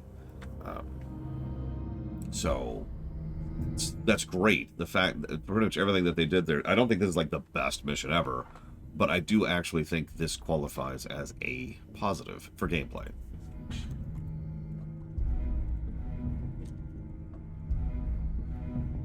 Story-wise, it doesn't really hang quite as strongly. I get where they're going with this, and this is MSQ. This is main plot territory. And Zeratul is obviously like, prophecy. Prophecy. Reunion. Oh, sorry. But, I think the biggest problem here is that I think if they did a couple of other steps to smooth this over, this would have worked a lot better. What I mean by that is Zeratul adheres to the prophecy and treats it like it's true, and then most of the game will treat it like he's right. What I think would have worked a whole lot better here, for me personally, is if we made it clear that Zeratul is clinging to the prophecy, not because he actually believes it and not because it's true, but because he is just kind of losing it, or has already, in fact, lost it, past tense. That everything he went through throughout the course of Vanilla Campaign and Brood War just kind of broke him, right? And so he finds out that there's this prophecy. And yeah, exactly, he's in PTSD. And so he clings to it. It's this thing. This, friend Raider, this is the thing that will save us. This is the thing that'll finally make it right. It'll all make it all worthwhile, right? We know they've been building up to this for quite a while. And as I already talked about during the StarCraft 1 run, it's pretty clear they had at least the vague outline of where they were going with this. So it's not like they couldn't have planned this out. That's another thing. You can make the prophecy, like, turbo vague instead of...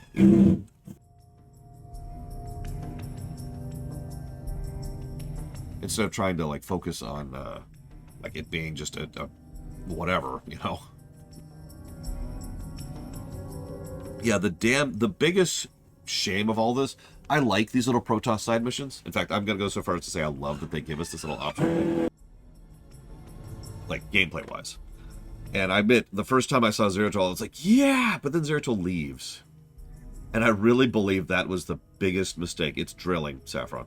I feel like that was the biggest mistake that they made here. Zeratul should have stayed on the ship and been another interactable, like all the other characters, and had his own dialogue and his own thoughts on what's going on.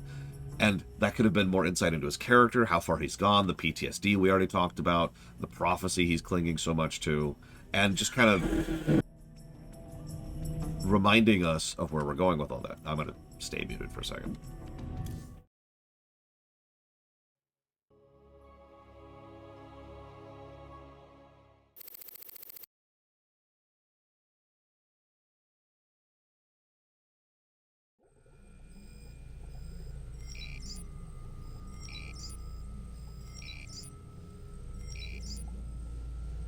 We have the Hercules now. And finishing building the doors. Next.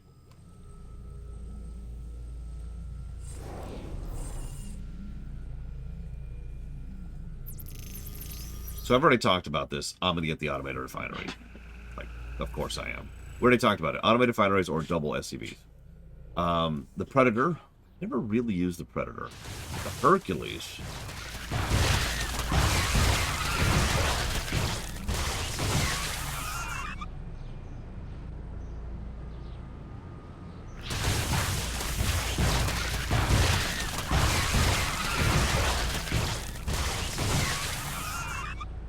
Yeah, that's not great. The Hercules is a dropship replacement. It deploys extremely quickly, which is, yeah, it has better armor and more space. The Hercules has some use. The Predators I've never really found a use for, so we're just gonna go with the Hercules. I'm okay, Doc, before you start asking. You were staring at that Protoss device for a very long time. Are you sure? Well, now you mention it, I could use a drink. Or two. Maybe what I saw would make more sense if I was drunk. What was it, Jim? An old friend of mine. Looking for the end of the world.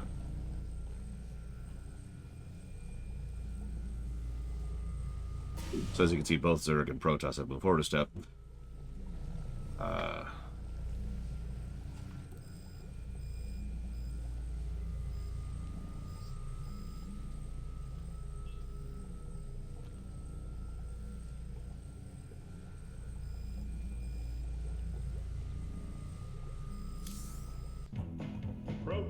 How did you become such good buddies with those freaky Protoss? All I hear is they kill Terrans like you and me on sight. Some of them would.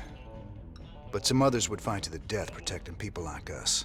I helped them defend their homeworld from the Zerg during the First War. When Kerrigan came back leading the swarm, I helped him out again. They're real big on loyalty. Damn, Jimmy. Almost sounds like you respect them. I wouldn't expect you to understand, Tychus. Good to see you, brother. Wait. I can see it in your eyes. You've seen into the spirit world. The Protoss. He gave you a crystal. And now you've been seeing what he's seen. That ain't nothing to do with you. Stay out of my head, Tosh. Have it your way. But you want to tread careful when you go looking into the beyond. If you need me, you know where I'll be. I should mention that both Hansen and Tosh's commentary on these Protoss missions is optional and skippable. Oh no, Tosh is completely insane. We have a very special guest today, Crown Prince Valerian. Thank you so much for joining us, Highness. Thank you, Kate. It's wonderful to be here. Let me get right to the question on everyone's mind. Is there anyone special in your life right now? Truth be told, Kate, I've had a crush on you for many years. Stop. But in all seriousness, with the Zerg invasion, there's little time for such things. I've been studying military tactics under General Warfield, and whatever spare time I have is devoted to statecraft. It's my goal to be the best Emperor our people could ask for. When the time comes, of course. Wonderful. Now I've got 2 of them to worry about.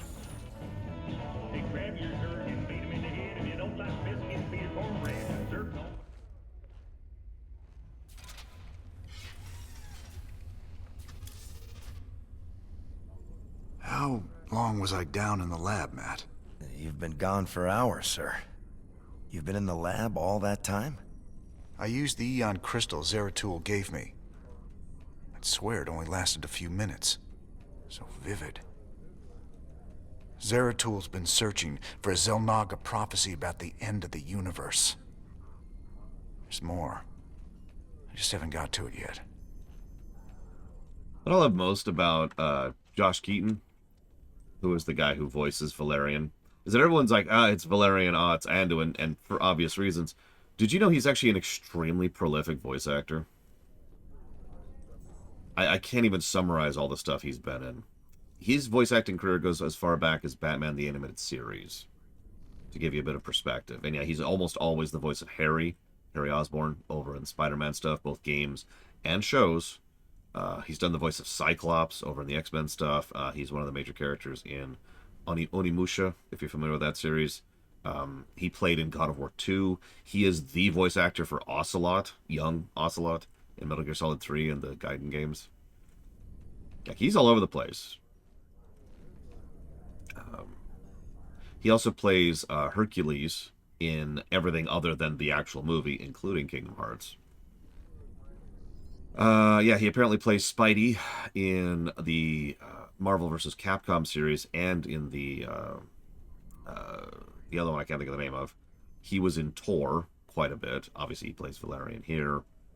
There was another one, though, that really caught me. I was trying to see it here.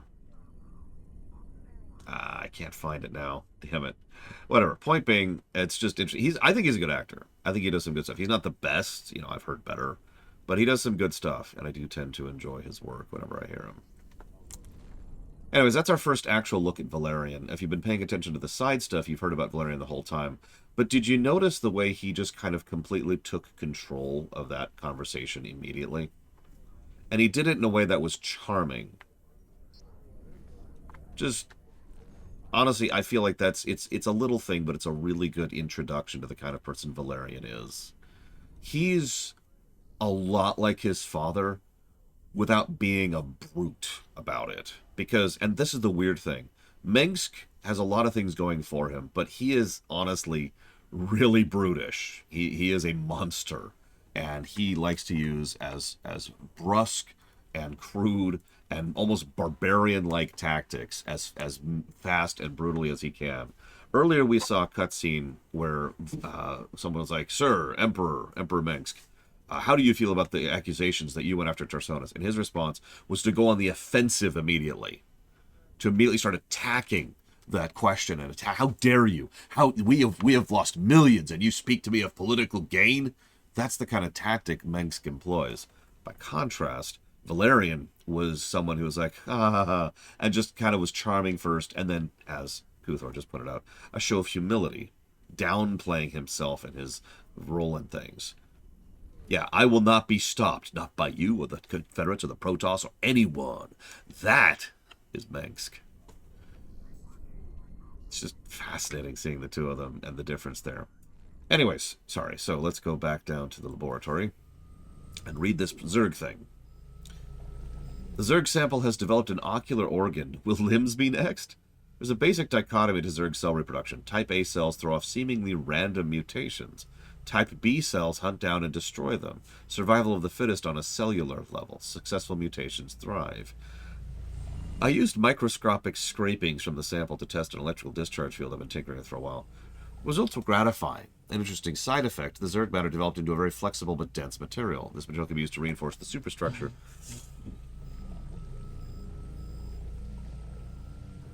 of those old Hercules-class cargo ships Swan's always been trying to find a use for. I wish there was time to both, but I doubt there will be. I've been staring at that anomalous sphere above the crystal. It's obviously an energy emitter, but it has such strong containment. The crystal can slowly draw power from it via a method I don't understand. That gives me an idea. Using our own containment technology, I can modify our SCV manufacturing process to double capacity with no increased risk, I think. Ah! Breakthrough. The energy in this crystal is not kept in a vortex pattern. It was warping the energy around so fast I couldn't detect it. In an odd coincidence, the warping slowed just enough for my sensors to pick it up. Not sure how or why. Every time I reach my wit's end to sample, something happens by chance, and I get a breakthrough. Is this thing helping me? I've been working too many hours. I'm going to go lose some credits on The Lost Viking. No, you're right, Ghost Rider. An unfortunate reality, at least in fiction, is that people who rise to power generally have to be not good people.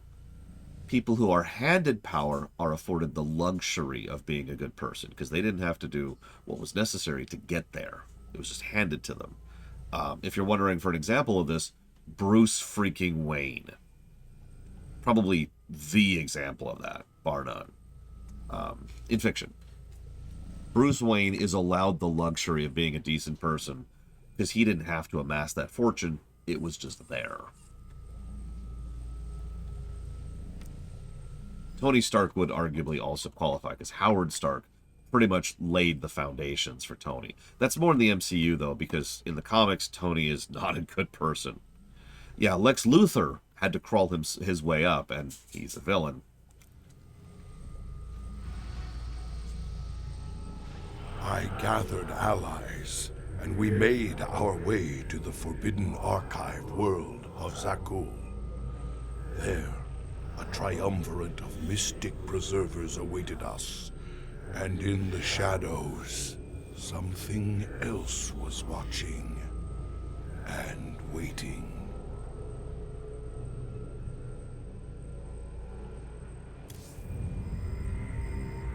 All right, Zeratul, old buddy, you got your mysterious prophecy. Now let's see what your preserver's made of it. Also, who's Elmo Muskrat? My quest to decipher the prophecy took me to the forbidden archive world. Oh, asshole? Here, 3 immortal preservers guarded ancient knowledge. Only they could transcribe the prophetic fragments. I needed to seek them out quickly.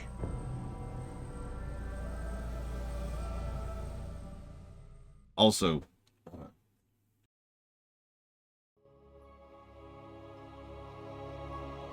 the Joker isn't insane. Elizar. Tosh is damaged in the head. And of course he is. He's a former ghost. Duh, right? Do you know what the ghosts do to their people? A brief summary of Meg's pre-rebellion phase. Yeah, he's chemically insane. How do I summarize that? Let's go with... He was born into wealth and privilege. He was actually part of the old families, but his father was actually a decent person who was doing everything in his power to rebel against the Confederacy and to try and vouch for change and progression. In reaction, their entire planet was nuked and his family was killed. So Mengsk decided to go ahead and take up the cause as his modus operandi for claiming power. It's worth noting that everything indicates that Mengsk was always the way he is, but that incident probably pushed him a little bit more over the edge than he otherwise would have been. Also, to explain the Elon Musk thing, just because you have the opportunity to be a good person doesn't mean you have the guarantee of being a good person. So even if you inherit wealth, that doesn't magically make you decent. It gives you the opportunity.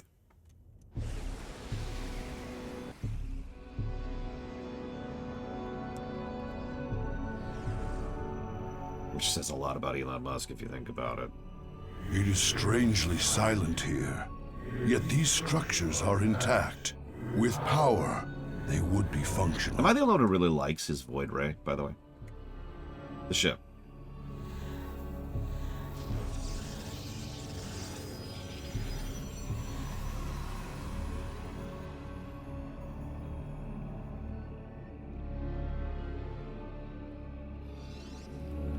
Good question, Act. Here's an alternate question. Does it matter? So yeah, you'll notice these missions are a little tutorial-y. That's because the player may have never played as Protoss before. Nothing, Eliezer. Tosh is the most sane person in the entire universe. Like, I don't... Okay. We will see more of what Tosh is like underneath the mask later. But someone who has been through the literal torture that Tosh has been through, who is that calm and reserved, has a lot going on under the surface. And we'll see some of that bubble out later. You probably missed it, but the very first news report we had immediately after recruiting Tosh is a massive terrorist attack engaged by ghosts or somebody who had some kind of stealth technology. And Tosh is just like... Cough, cough. So, toss. Not full toss, but a little bit of toss. Let's get on this. Yeah, honestly, if you're gibbering at the mouth insane, that's something else. And as I've said many times, several versions of the Joker are not actually insane. And that's kind of why the Joker is the Joker. He's fully in charge of his faculties. He does what he does because he chooses to. Now, that depends on the specific version. Different writers and different actors have portrayed him differently. Yes, I'm not pro-Tosh. Wait.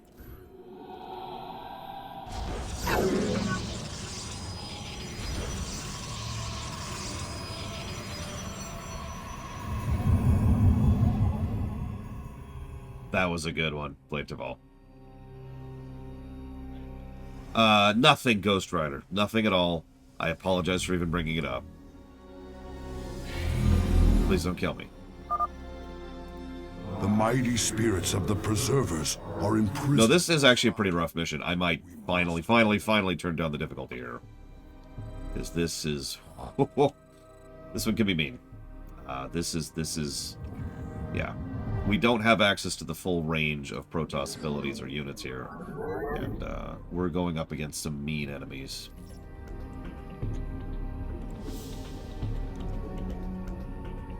The good news is we start off with all our tech.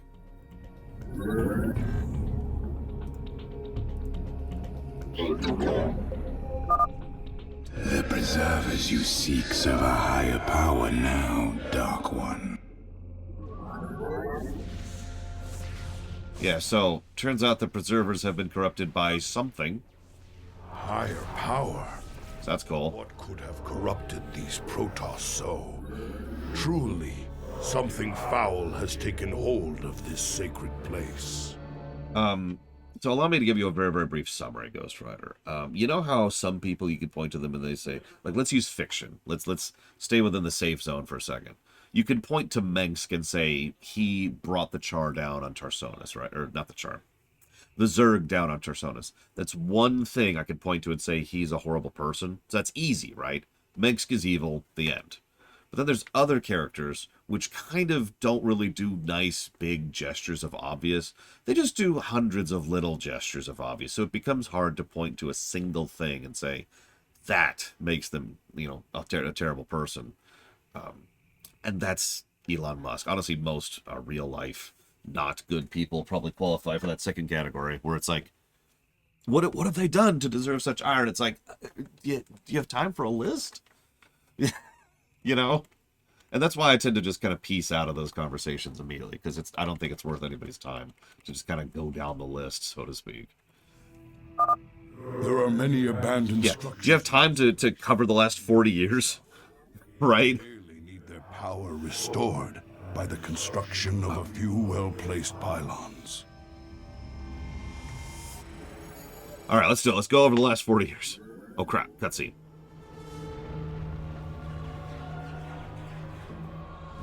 God, Polemic Day is soon, isn't it?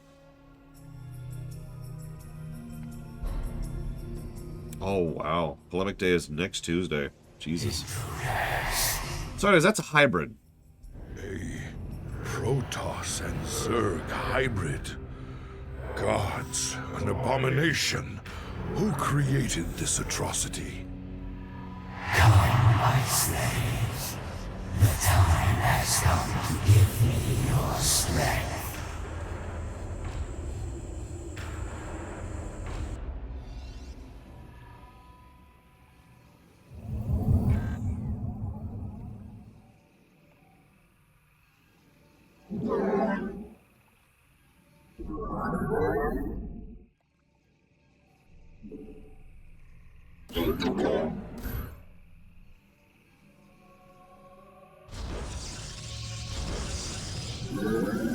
You have not enough minerals. So polemic mean in accuracy. Yeah, no, we're gonna turtle up hard.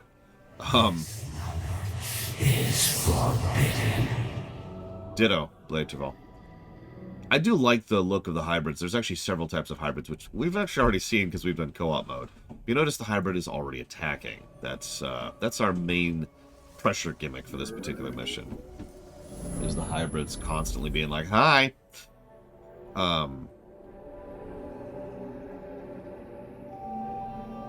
Words.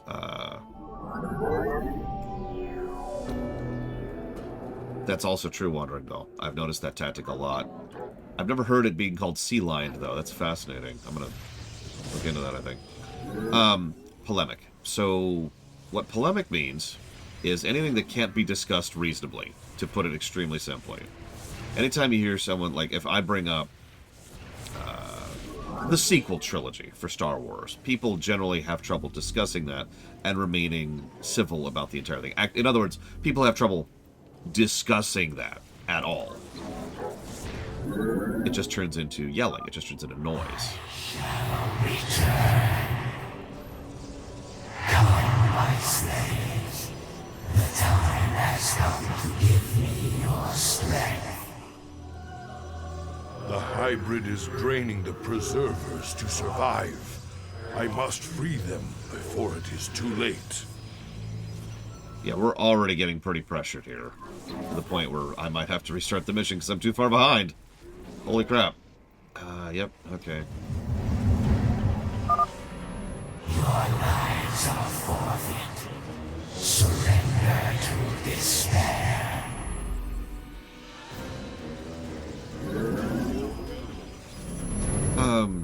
So that's what polemic means. Polemic day, so some of you probably know about this. I'll explain this again next Tuesday. I have had a rule since I was about 13, give or take. One nice thing is they give him vision, which actually gives us vision. It's actually one of the better designed aspects of the mission. I've had a rule since I was about 13, which is that certain topics, certain people just are not capable of discussing in a reasonable manner. Polemic topics. So I just don't. I just avoid polemic topics.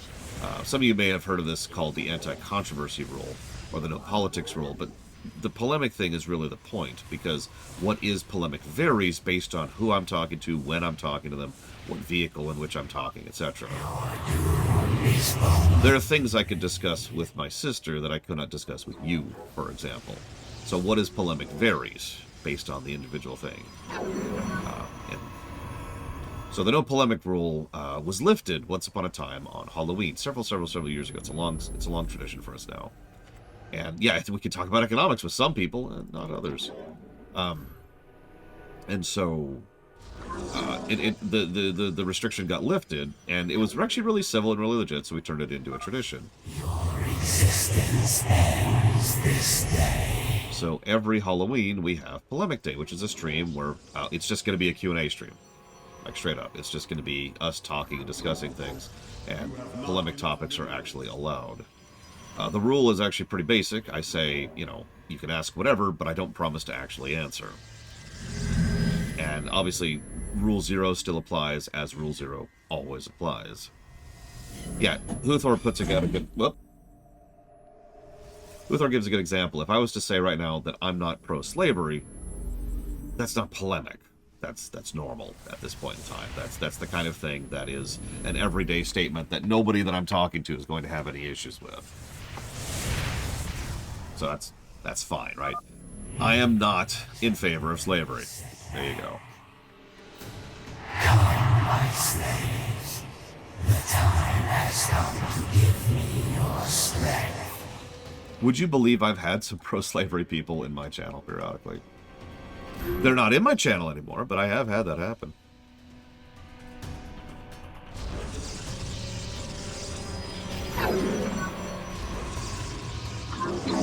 Okay.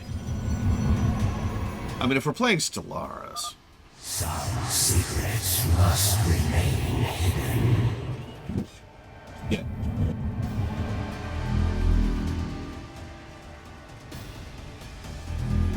Witchcraft, heresy, mutation! Sorry. I mean, xenophobe is a legitimately useful trait in Stellaris, I'm just saying. And yeah, I like Lunairith's comment. That's a wonderfully efficient way to put that. The internet has room for all kinds of silly opinions.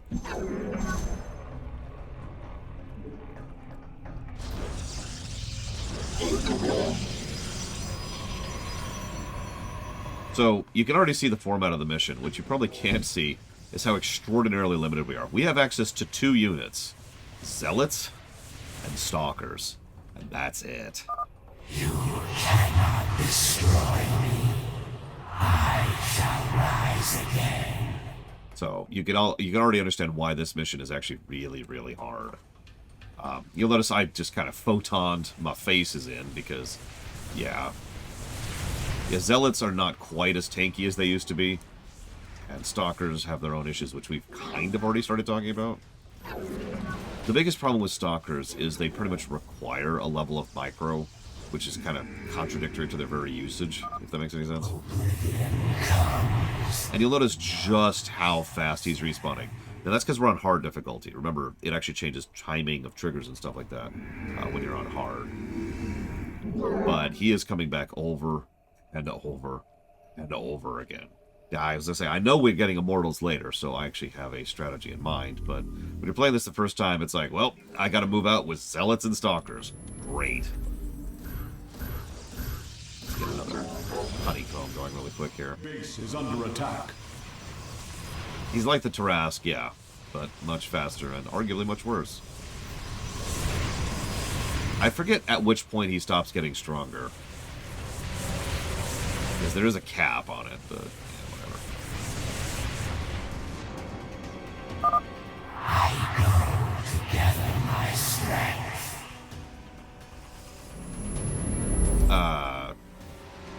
Hang on. Are you calling the Borg fascist, Kemka?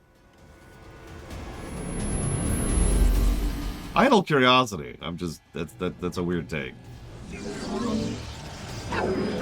Evil. Okay, yeah. Well, in that case, the answer to your question is no. You know it when you see it.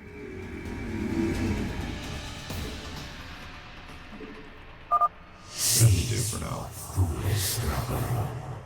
There is no hope. I mean, have you seen the latest STO arc, Uthor? I expect this Halloween, this polemic day, to be filled with questions I do not have answers to. I have not looked into the recent incident other than the obvious historical parallels. Or not parallels, sorry, historical... where it came from. So I'm not sure I can even talk about that with any significance. It'd be like asking me, Laura, tell me what you think about the string theory. And my reaction is going to be, let me go Google that really quick. Because I don't know. I don't know what the hell I'm talking about. Yeah, the worst thing and most true thing I can tell you about all that nonsense is it's not ending anytime soon. Your fleeting victory. This is not over. Sure, here's what I think of string theory. It's a load of nonsense. Any questions?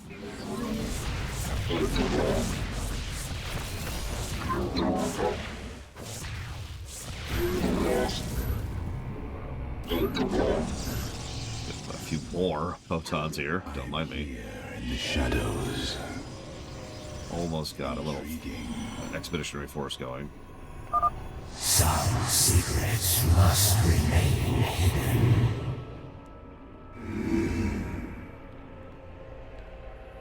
I mean, it might be politics, it might be philosophy. It's just a Q&A stream. If I'm being totally honest, what usually happens is everyone just comes out the gate swinging with, like, their biggest, most controversial questions and takes, and then it just kind of devolves into a standard Q&A stream. I don't know, Elizar. I guess we'll find out when we get there. Very wise. Alright, so let's go ahead and start expediting. We move unseen. Base is under attack. It shall be. Your warriors have engaged. shrine. Once power is restored, it could be of great value to us. Oh, he's upgraded. He's actually upgraded. You can tell because he's physically bigger. But also that he's already attacked. Oh, Jesus. I actually wasn't expecting that. I wasn't expecting to lose. Cool. Yep, he has a monobar. That's great. That's exactly what I wanted in my life. Yeah, some people will show up and they'll just ask about, you know, my thoughts on MMO design or my thoughts about intriguing this one episode of Star Trek, or maybe they'll talk about the rewrite. Like, there's all kinds of stuff people talk about. I'm not saying you have to show up this right. I'm just saying it's not as bad as it sounds. Your existence ends this day. You can also ask versus questions. I am obligated by my religion to not answer versus questions, because versus questions are actually given to us by the devil. Lucifer himself actually showed up and was like, all right, who would win? Mineral field depleted. Zeratul, truly fate has sent you here. Hey, it's, oh god, it's the actor I can't think of the name of. This place of Yes, now we have Dark Templars. Woo! Command us. The religion is called Versism. Versism. There we go. So yes, now we have access to Dark Templars. Yay. I'm only kind of joking. I do kind of hate versus questions. So I'll be totally honest. If you ask a versus question, I might just ignore it. I don't like versus questions. We move unseen. There are some cases where it's okay, but I think the problem is I've just been inundated with them for literal years at this point in my life. You require my help. We are one with the shadows. A robotics. Those are immortals. This structure may prove useful to us. Some secrets must remain hidden. I mean, we all know whoop, sorry, wrong button. We all know Arshian Guy is a punk, so Lore Runner would win that 10 times out of 10. Yeah, Immortals are actually probably going to be a positive. I've decided after some thought we're not really going to judge the Protoss units yet. We're going to save that for when we get to the Protoss campaign, but Immortals are legit. Back off, back off, back off! God damn it! Stop getting pulled. I am the voice of the Eclipse. Orange Shisal. Yes, Eleazar. I serve. Until the very second he realizes the Force doesn't work. Oh, absolutely, Huthor. Mighty one. As we've already done, in fact. Cold. Yeah, remember the Force actually only exists within the Star Wars galaxy. That's why the Yuzun Vong were an outside context problem. I am the heart. That's why the Force didn't apply to them. You require. State them. We are one with you.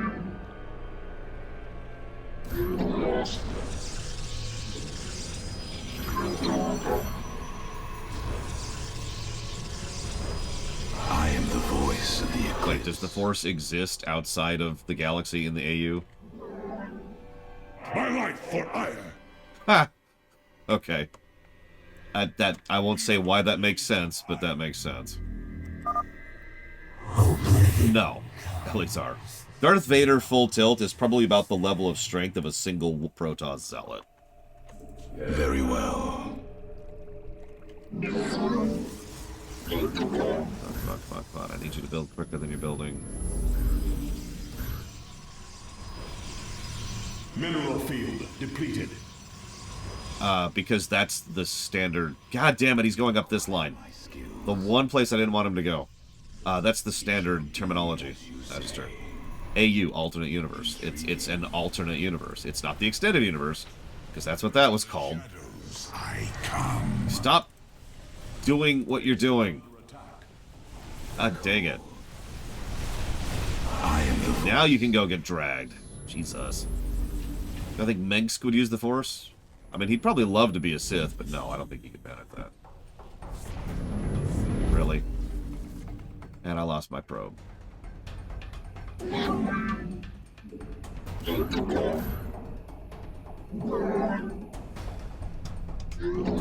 No, Palpatine is kind of on his own level. Although, that depends on who you're asking and which continuity we're using and blah, blah, blah. Okay, nope, nope, nope, nope, nope, nope, nope, nope, nope, nope. Nope, nope, nope, nope, nope, nope, nope, nope, nope, nope, nope. Shadows I come. Oblivion comes. None shall stand. I wouldn't call myself excited for Polemic Day, but it'll be interesting.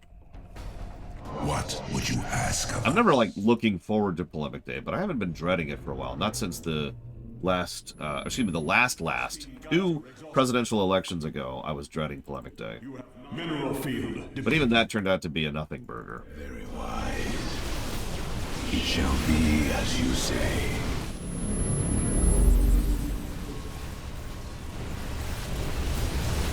Yeah, pass it our full tilt. Could probably give Palpatine a fight, absolutely. State that I am the heart of darkness. You require my skill. Alright, so we have an interesting problem. So we're gonna save. Yeah, the Gantrathor would be like, okay, that's cute. For now, we move unseen. Very well. Zeratul. Very wise. For the reckoning. Intriguing. Zeratul. Oblivion comes. None shall stand. Is the void. Intriguing. It shall be. We are one with the shadows. I mean, honestly, Polemic Day is probably one of the only days a 1,000 viewers stream would be acceptable, because we're going to use the question bot pretty much exclusively. I will kind of not be looking at chat and just focusing on the question bot queue. That's actually why the question bot exists. It's why it was invented, was for Polemic Day. And then we just kept using it outside of that. State thy bidding. I serve. Yeah, they really need to make up their mind for that. I'm probably just going to play Super Metroid. We move unseen. It's the default answer for a good reason. It's one of the few games I can play without having to actually stretch my attention any.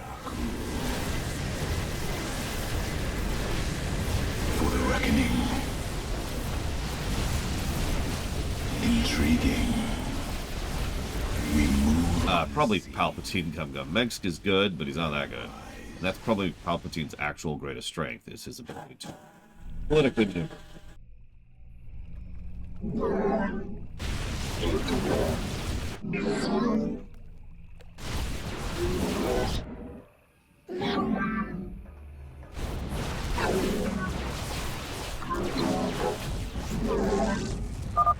Oblivion comes. None shall stand. Now, it shall be as... This Templar archive lies abandoned. We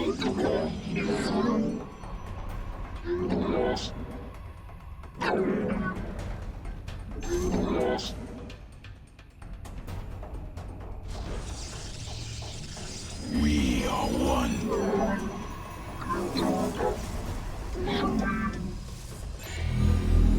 Our pylon is under attack.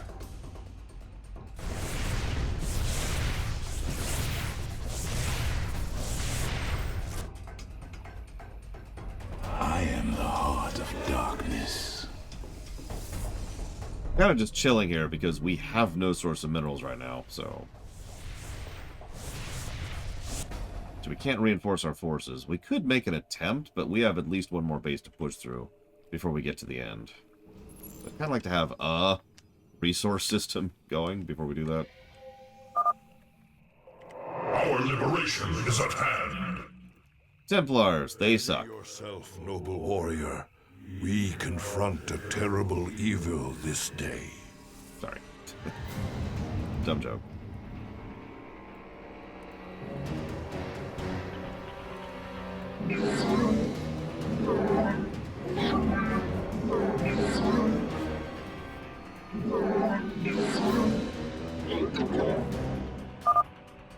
Oblivion comes, none shall stand. I feel like Oblivion is showing up, and none will be seated? It was a High Templar, so they got feedback, they got Storm. I am the voice of the Eclipse. That's kinda it. Of course he would, Gumgum. That's what he does. He really wants to attack that left flank, which I'm actually okay with. I'm gonna back off a second. We're gonna let that kind of die. You require my skills. Okay. I could use more stalkers. Your base is under attack. Your warriors have engaged the enemy. More zealot. You require. You have not enough. And that many other stuff.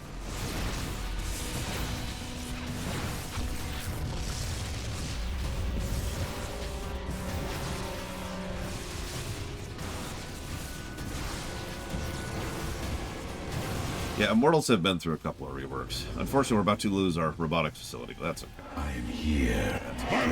We got the research from it. That's the important part.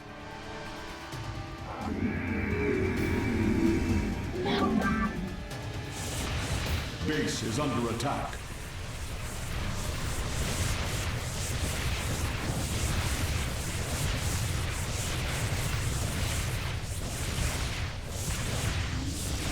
From the shadows I come.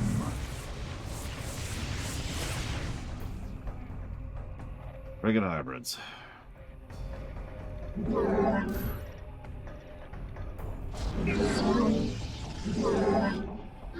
Thankfully, he hasn't noticed this base exists yet, because that would actually be pretty bad. All the light of... From the shadows I come.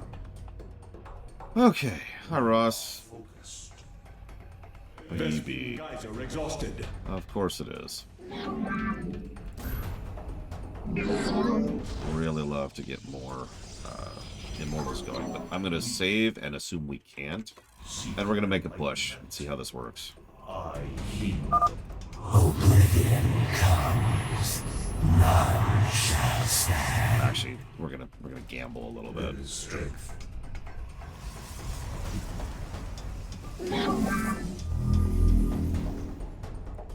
I should play Starcraft on Polemic Day. No, as I've demonstrated this last few weeks, I cannot split my attention that well, and the whole point is to be Q&A. Thus I serve. Okay, no gambling necessary. We're good, we're good. Orkai Atum. I will scooch in behind the hybrid here. Let's see what we can do. I heed the call. In unity there is strength. Base is under attack. Trust Task Force is much better entrenched than you are, of course. Your warriors have engaged the enemy.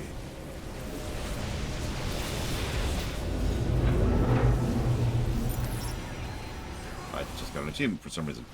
Okay, we're getting too split up. What guidance we shall stand. The merging is complete. And there's our Archon. We would Orkai Atum.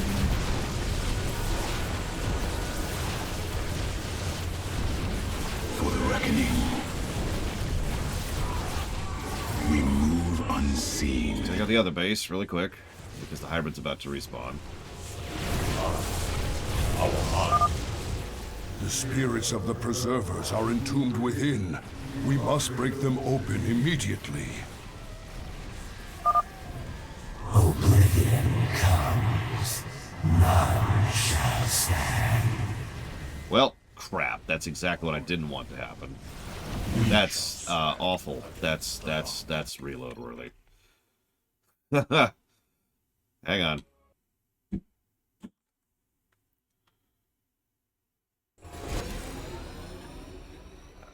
F11 did not bring that thing up. That's okay. Run.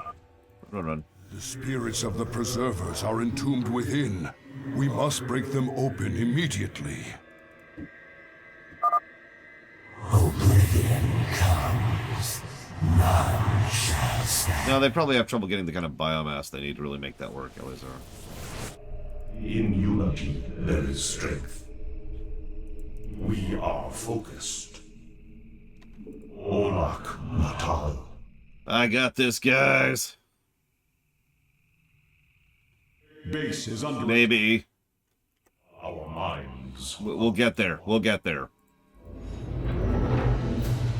I am the voice of the eclipse.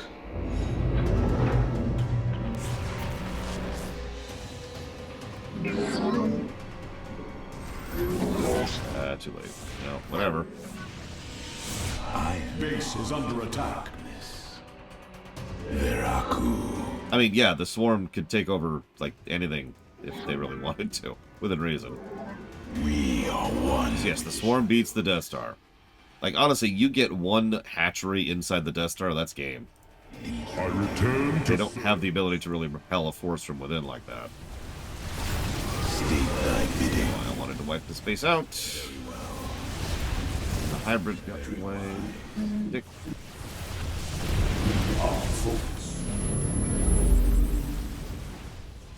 Yep, I know. Drones are the Zerg unit, Eleazar. Yeah, an infested Death Star is a fun thought. For now. In unity, there is strength. I return to serve. Oblivion comes. None shall stand. The call. 10-ton Tassano, my charge.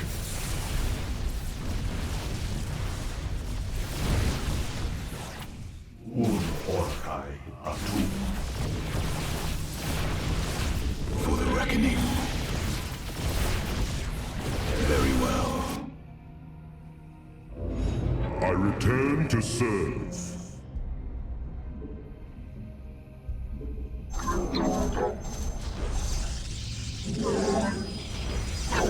State thy bidding. Cold is the void. Base is under attack. I serve for now. Your warriors have engaged the enemy. I'm sorry, Eleazar, I really don't understand the problem with this. Yes, you get the Zerg swarm properly infesting a place, and they're probably going to infest the place. Let's grab this. Reckoning. Zeratul.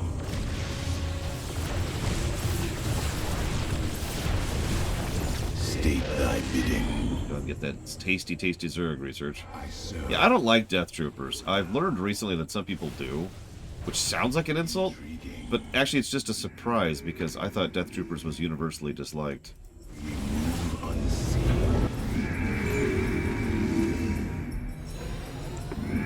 Oh, okay. We have seen prophetic fragments in your mind, Zeratul. We will make of them what we can. That was pushing a boulder up a river, which is pushing back. The cycle shall draw to its end. The Zelnaga who forged the stars will transcend their creation. Yet the Fallen One shall remain, destined to cover the void in shadow. It begins with the Great Hunger. It ends in utter darkness.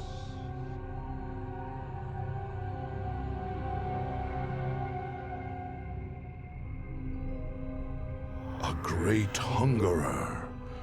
Could it refer to the Zerg Overmind? It has a part to play in this prophecy. I must seek out the Overmind's final resting place. Our ancient homeworld of ire.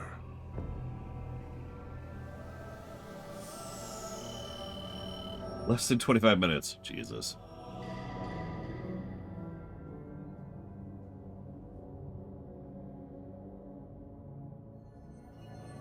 Another single positive mission, I think. Yes, that is, I can never think of the name of the guy. He's the guy who plays General Nazgrim in WoW. And, Louis Soir in FF14. And like 100 other roles. He's another one of those very, very prolific voice actors.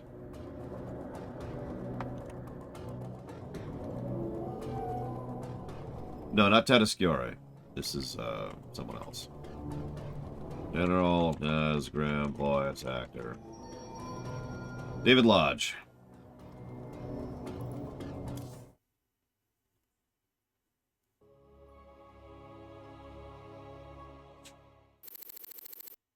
And yes, Death Troopers are zombies. Register. You look spooked. You've been seeing what the Protoss has to show you. The memories shine through you as clear as day. I saw a hybrid. Something unnatural. It was trying to corrupt the Protoss preservers. Who would have sent it there? Who controls something like that? The one that made them for sure. That was just the first of many. Dark harbingers, man. Soon they'll be beyond numbering. And the stars will weep at what comes after. How could you know all this? I don't. I just feel it be true.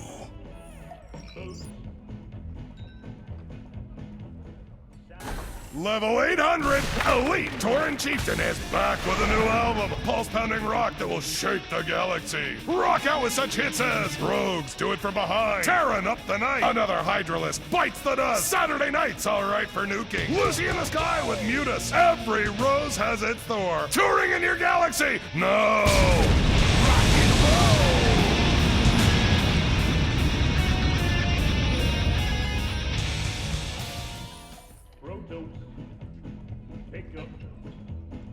Shovel. Bucket. Boat.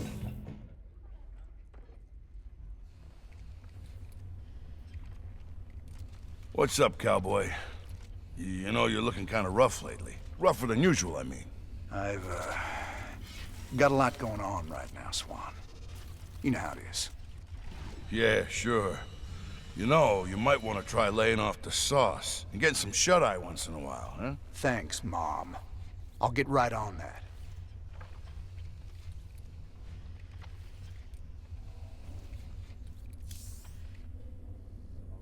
Welcome back, sir.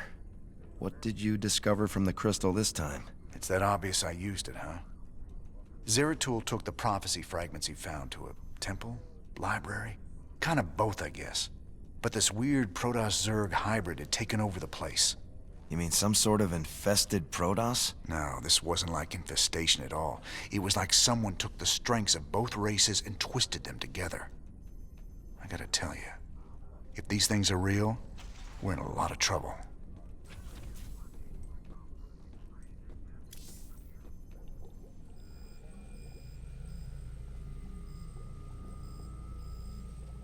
Be careful, Jim.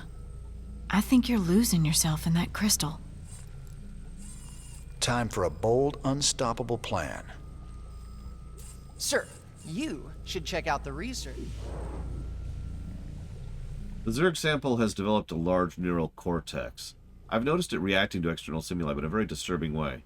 When it detects my presence, it stops moving. Is it trying to play dead? Can it react on that level? I've noticed earlier that Zerg alpha amino acids have unique R groups. I've run a full regimen on some. Results are stunning. Zerg aminos are able to combine dead cell matter with normal proteins to biosynthesize new cells. They don't suffer generational cell degradation. Simply put, they don't die of old age. They can constantly renew themselves, albeit with a radically changing cell structure. We can never harness this for biological use with Terrans. The results would be foregone and horrifying. But I wonder if I could use that to make our buildings heal. The renewal process also throws off immense of energy. There might be something about harnessing that. Practice. Go. So now we gain access to Specialist units now start with energy the moment they hit the battlefield and more max energy. So this affects ghosts, wraiths, and medics. Or ships and vehicles slowly regenerate life. Now, both of these are actually pretty good depending on what you want to go for. Vehicle regen is really, really nice because even though it's a relatively small amount of regen, it is an amount of regen that affects your entire squad and also your fleet when you get to the point of having ships. They're biologically immortal. Sorry, they're not literally immortal. So, yeah, that's really, really good. But also, if you need to have access to casters pretty much immediately, well, starting with 100 energy means they can be used right off the gate, and that extra 100 max energy means they can use whatever they got a lot more. So, both of these are good, once again. I think I will go with the regenerative this time around. If this... I don't know. If this affected science vessels... Does it affect science vessels? That's actually a good question. See, the problem is the free regen, yeah, not only does it mean free, as in it doesn't burn resources to do, but there's a couple of missions where... Ooh.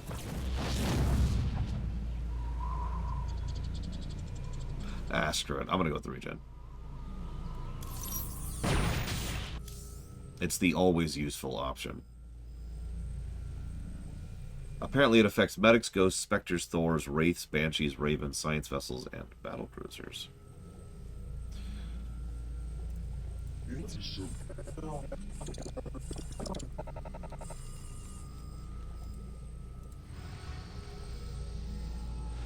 I return to our ruined homeworld of Ire. The Zerg infestation still covered much of our beloved world. The desiccated remains of the Overmind were still there, a grim reminder of battles lost and battles won.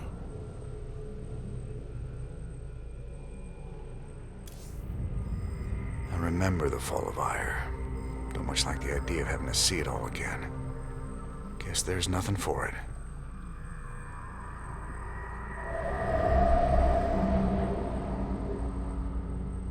At the very apex of its victory against us, the Zerg Overmind grew overconfident.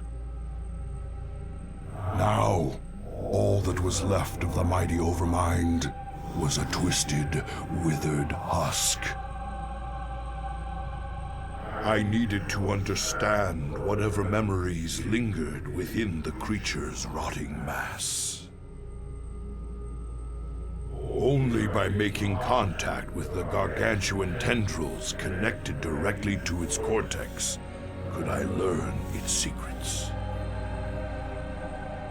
Yet its countless minions, which seemed to be feeding from its dead husk, would prove somewhat problematic.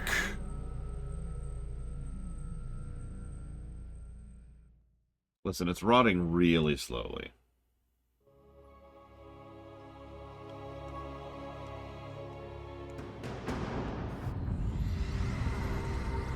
So, I must find a way to establish a foothold and summon reinforcements to keep the Zerg at bay.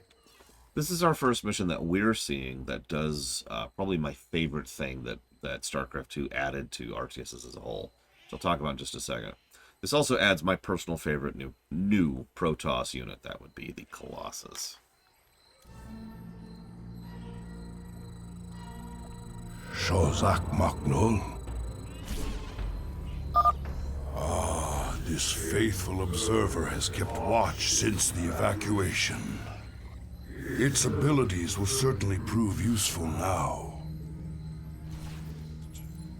So yeah, you notice how tiny the map area is? And you address me?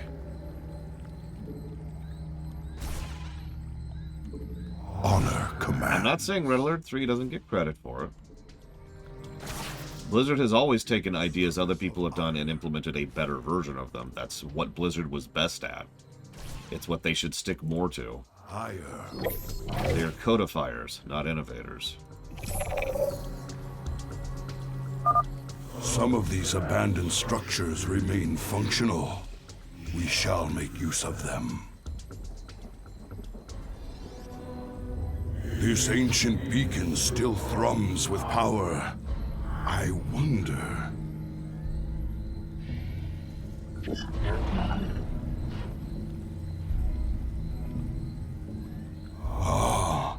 I've heard tales of the mighty colossi sealed away beneath ire.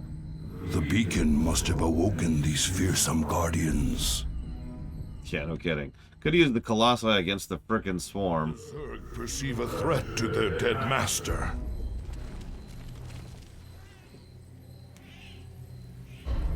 Yeah, no, this is a total arse pull that we just suddenly get colossi here, but I don't care because the colossi are awesome.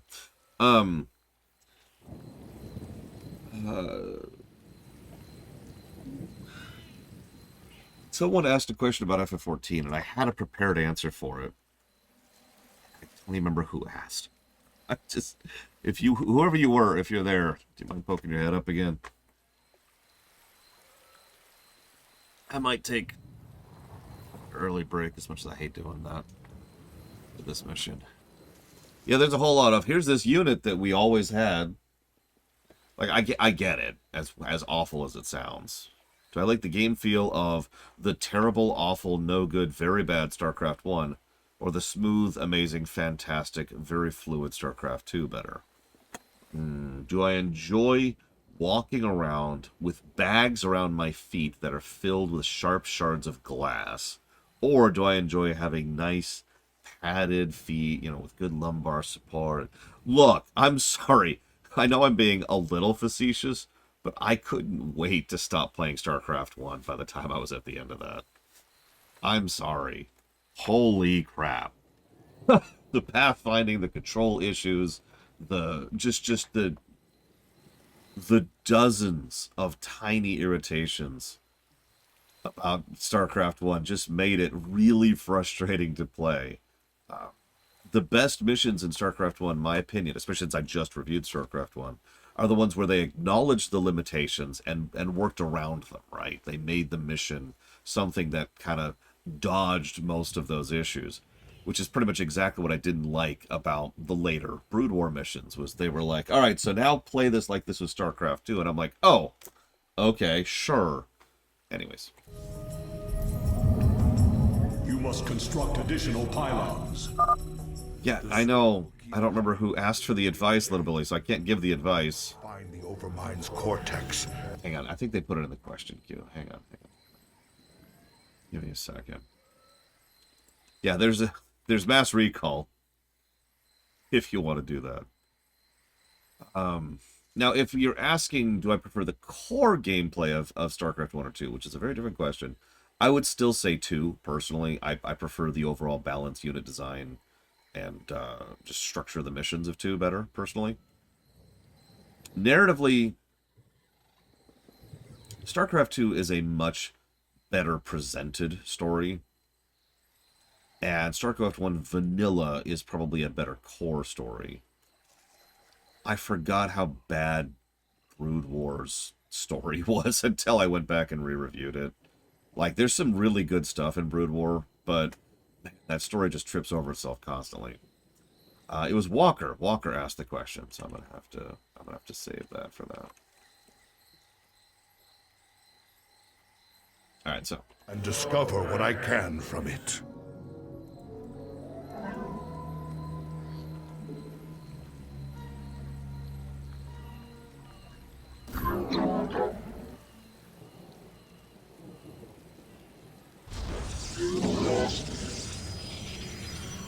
Which is funny, because StarCraft 2 arguably is more Warhammer 40k than StarCraft 1 was.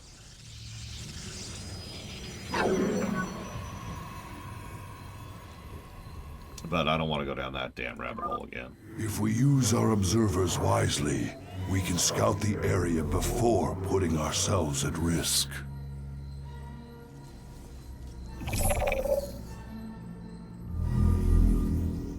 Listen, Frisco. Yeah, it just kept coming up. Like, what was it, 5 times in one day? People are like, so what do you think about the fact that this is a Warhammer 40k clone? And I finally just was like, no, we're done. We're done. But it's... Nope, we're done. We're done. We're moving on. If I had the ability to temporarily give my pain away a bit, end sentence, no. If there is one thing that my life and my miserable, horrible experiences with pain I've had throughout my life have taught me, it's that no one else should ever feel what I feel. That's not a joke. It's not a meme. It's not funny. Our base. The Zerg are on the move. I will.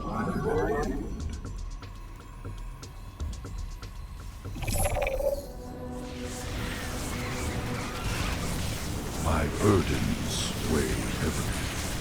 Sorry, let's talk about the mission we're on for just a second. Yeah, if he's volunteering, sure. So, you notice how it specifically had the cutscene for the Colossi, having them come up, and then walk over here?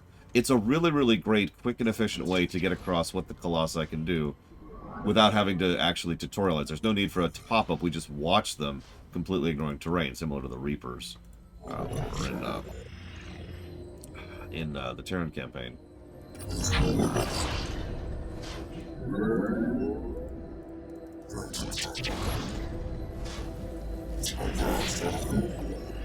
They did forget to show that Arians can attack them, which is unfortunate, so I can't give them full marks for that. It's a shame, because there's some good design here, but it's not perfect. I guess that's Starcraft in a nutshell. That makes sense, Magister, because they just emailed me about that, and I have a month sub, or a year sub, excuse me, in WoW.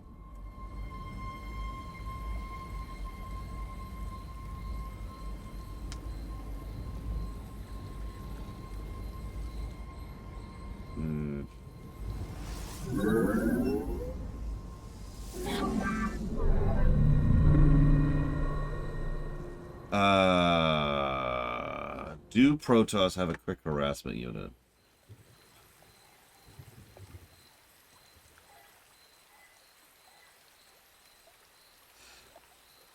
Adepts. Yeah, I was just about to say the Adepts. But as you can see, we don't actually have the Adepts right now. So... Oh, I forgot about Oracles. That's another one. I know I'm going to be subscribed to WoW for the next year, so I just take the year deal. That's the philosophy, right? If I know I'm going to do it anyways, I might as well get the reduced cost on it, right?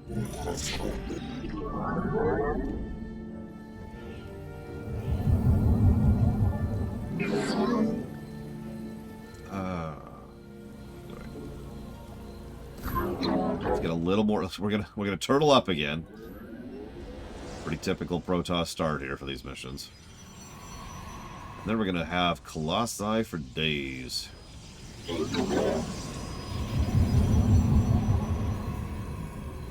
There's Walker. Walker, you asked me. Sorry for the pause. You asked me advice on getting started in FF14. I actually do have advice because it's me, and I've been asked this question many times. So I've got a prepped answer for you. First and foremost, play a Marauder at the start. All of the starter... FF14 kind of sucks to start. There's no getting around that. And unlike WoW, where you can bypass it, or Guild Wars 2, where you sort of can bypass it, you're stuck with the suck when it comes to FF14, okay? That's the detriment of the way that FF14 does things, because FF14 mandates you take a particular path through its content. The benefit of that is, unlike in both WoW and Guild Wars 2, you're never going to get lost doing that content, so you're not going to miss anything, so that's cool. But the thing is, it's going to suck, so you kind of have to acknowledge that. The class you make is going to determine your initial starting area. So you're going to start in Limsa Lominsa, which is the middle ground. It's not as good as Ul'dah, but it's not as crap as Gridania, so that's cool. Marauders are tanks. And I honestly recommend, until you get higher level and get more of a feel for the game, you start off as a tank. It's just going to be so much better for soloing. You're not going to have issues with queues. You're not going to have issues with doing, when you bring the NPCs for doing the dungeons, assuming you do that, or if you want to do it with other players. A secondary option is Gladiator. I don't recommend starting as Gladiator, but you can switch classes pretty much immediately. Like, it's pretty much the moment you can physically reach the quest giver for the other class is, or like level 10 or something like that, is when you get access to being able to swap classes. So that's the next bit of advice I have. Please remember that you can be every single class in the game on a single character. No need to make an alt. And so I think I am going to have to think, but you hear my voice is slowly giving out on me here. So I would recommend focusing on Gladiator and Marauder until you get access to, and I'm going to say this as nicely as possible, the good classes. When you get to, and I don't remember the level, I want to say it's 50, but it might be lower than that. When you get to a certain level, you will gain access to a lot of much better classes. Red Mage, Samurai. At some point, you'll get access to Reaper. At some point, you'll get access to Gunbreaker. Dancer is fantastic. You know, all of the later classes are just, in my opinion, way better than the vanilla classes that you start with. Yeah, Dark Knight, Machinist, while we're on the subject. So that's why I say start off with Marauder, is because Marauder is a good way to just kind of carry you through the initial content until you can get to the good stuff. You say only being able to play a few hours a week. Just do that. Don't stress it. Focus on your MSQ. Focus on your class quests. Your MSQ will always be in the far upper left, and right below it will be your class quest, and you can just click those and have access to those. Go do those. That's my advice. Oh, hang on. Sorry. I sort of assumed this was obvious. That's my fault. I shouldn't do that. Skip every side quest in the game that does not have a blue plus on it. Do every blue plus side quest. That's the content you want. So MSQ, class quests, blue crosses. Skip everything else.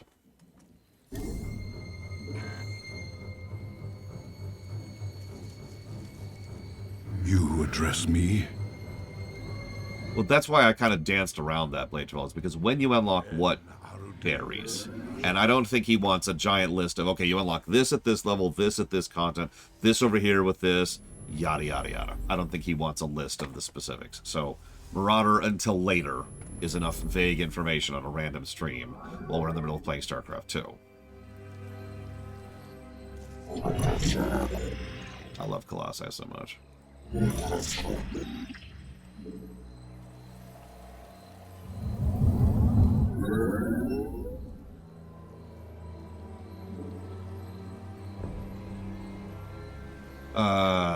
I believe we are on Crystal Goblin. Crystal Data Center or Data Group or whatever, and then Goblin is specifically the server. So that's where we hang out. The Zerg seek to overwhelm us. To arms, my brethren. Yeah, I was actually noticing that earlier. It just says it upgrades the damage, and then we see the new damage, but not by how much it's been increased. It's a weird change.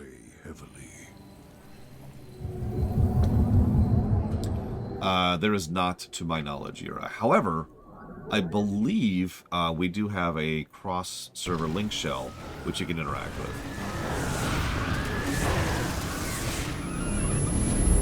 Oh, and to be asterisky again, Baron Thunthul is right. There are a couple of good gold quests, that is to say, you know, actual side quests. It's another one of those, I would have to give you a list of specific quests situations, so the general rule is to just skip them. Now we're being attacked by Nidus worms.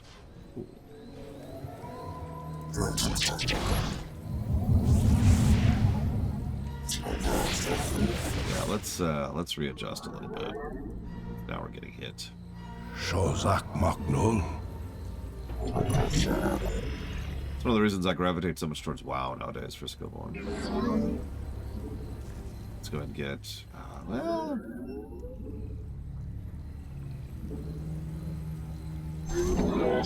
do something different. Actually, I didn't do that, Gum Gum. You guys did that. I just went along with it. Which is my fault, admittedly. No, I understand, Frisco. I'm just saying, I'm kind of with you on that. I don't have the time in my life anymore for doing anything other than a game that actually respects that time. Unless it's for my job, obviously. That's a little different. Several add-ons have been baked into the vanilla game, if that's what you're asking. Register.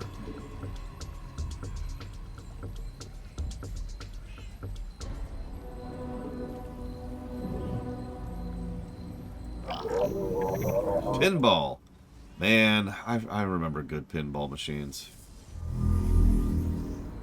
I haven't encountered one since I was literally in high school. I'm sure there are some. I'm just saying I haven't encountered any. Sorry about that. Well, the problem is, if I say Imperium right now, the first thing you're going to think of is Warhammer 40k, just like everybody else did. The second, third, and fourth things you're going to think about are other things that have nothing to do with the Empire. In fact, you'll notice the setting is not called the Empire. The setting is called the Extant. We're a pretty good community, Walker, so you're more than welcome to reach out to us whenever you need any thoughts or helps or whatever.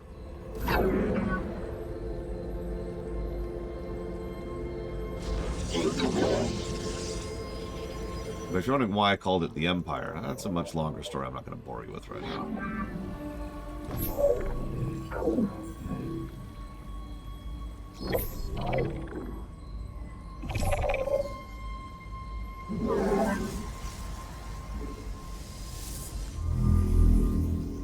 You know, it just occurred to me, we have, like, no really good anti-air at this point. We have Stalkers.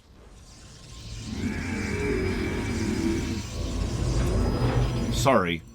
We have only one anti-air. We have Stalkers. That really is it at the moment. Yeah, and Photons. That's our anti-air. The Zerg seek to overwhelm our base. That's... wow. Okay. Upgrade complete. That's cool.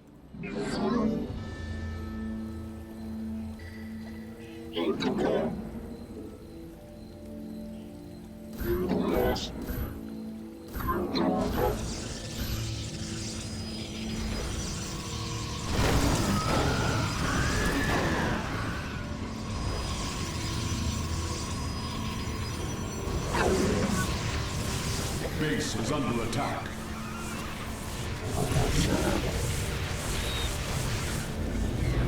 So you can see what the Colossi do. They have a kind of a wave AoE attack, which is exactly what it sounds like, and it's very useful anti-ground. The biggest problem with the Colossi is they're so tall that anti-air hits them. So, for example, turrets can hit Colossi. We've actually already seen this. And, yeah, that sucks. But also, they, again, can only attack ground. Mineral field. And, whoops. Hang on. They actually don't do bonus damage yet. I feel like you're right, though. I feel like later on they gain that ability.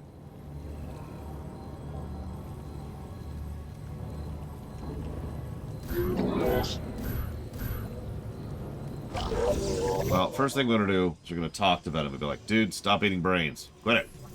It's unsanitary. Ignore the wrecked battle cruisers over here.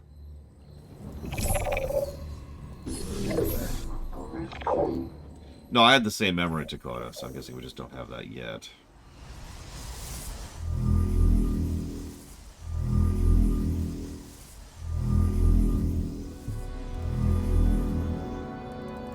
Glory to the firstborn.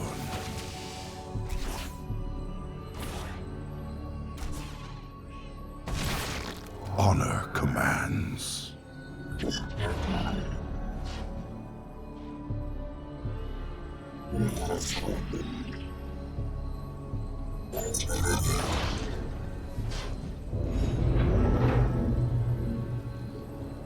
You have not enough mineral. Upgrade complete.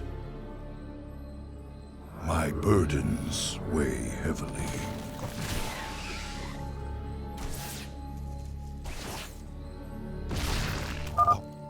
These warp gates appear to be functional. Perhaps there's a chance. will be restored. Notice they kind of guide you towards this first base, by the way. Nice little touch there. En Arudin Rashagal. I return to serve. En Arudin Rashagal. Osharos Shie.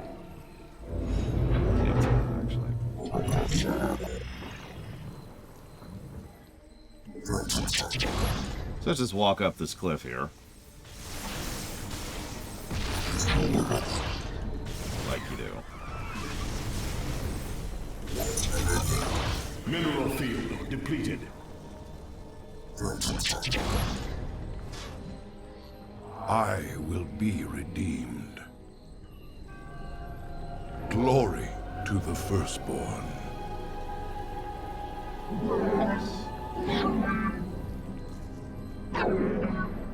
I will erase the demons of the past.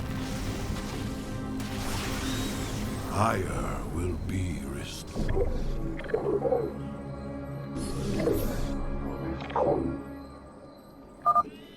The Zerg are coming.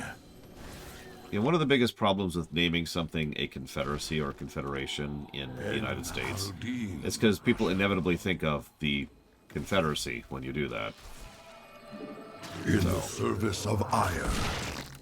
Even though Confederation is an interesting and viable be restored. Government type and name thing, you just kind of want to avoid that, you know? Our pylon is under attack.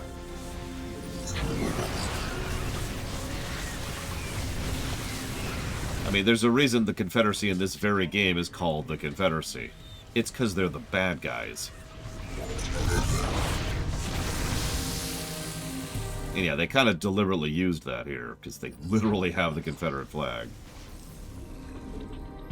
That ties into Medson's original idea of the South in space. The enemy closes. Come on.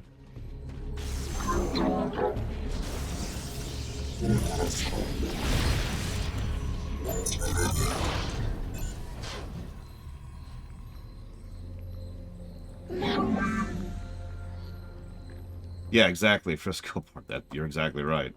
I mean, not to get too much into that, but even the swastika is something that's basically been ruined for decades because of its usage by a certain someone.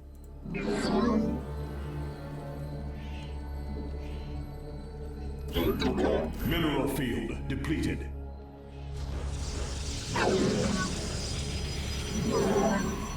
Oh, I know, dysentery. It's some cool stuff.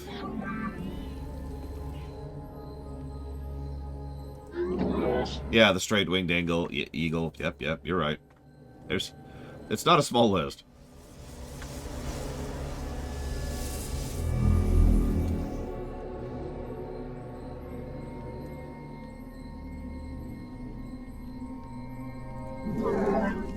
Is it just like just outside of it? It is, that's funny.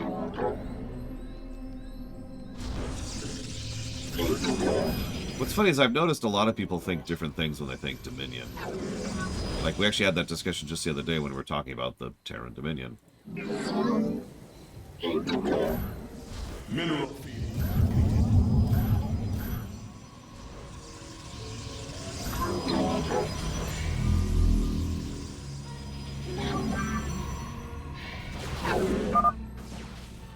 Aduntorida, Zeratul. We were trapped within the gate's energy matrix when it was deactivated. You have our thanks. Alright, so which do you think is more horrible? The idea that they were aware the entire time in that energy matrix, or that they weren't?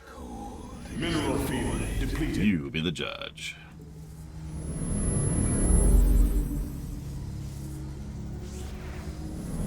So, warp gates. Let's talk about what a warp gate is. Warp gates generate charges over time instead of building units linearly, and warp gates can then, in reaction to that, drop a unit wherever as long as they're within a warp field, just like that. Our base falls under a shadow. The Zerg will attack soon. Warp gates are actually kind of an interesting and fascinating concept, and they're a great way to you require my skills. That's an interesting problem to be having. Base is under attack. A great way to vary up your production line. We move unseen. Very wise. Base is under mineral field depleted. We move unseen. Very wise. And yes, Protoss are photosynthetic. Sorry, we talked about that earlier. They're plants!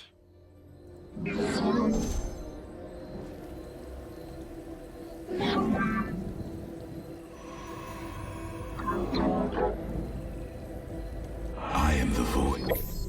Okay. I state thy bidding. We move unseen. That's true, the Kelmorian Combine.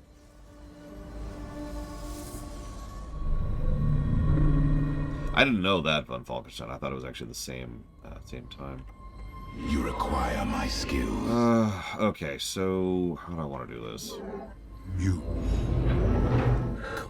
I am the voice of the...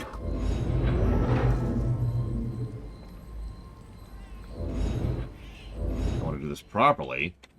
There we go. Not enough minerals. I state thy bidding. Zeratul.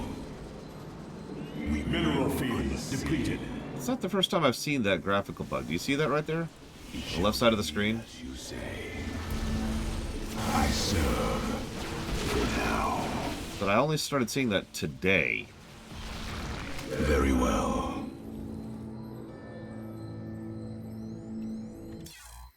Hang on a sec. Because I saw it in an earlier mission. And I assumed it was just that specific mission. Let's see if I can get there, right there. So let's save right here. And then let's exit the game entirely. Let's just see if a very, very basic restart fixes that. Because I haven't seen that bug before.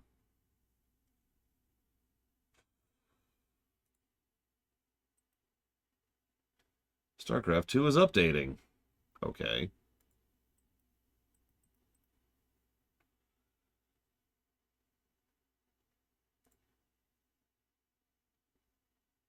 Well, the good news is it's almost assuredly software end, because if it's hardware end, you may or may not be able to see it, and I'd be catching it on the OBS side of things.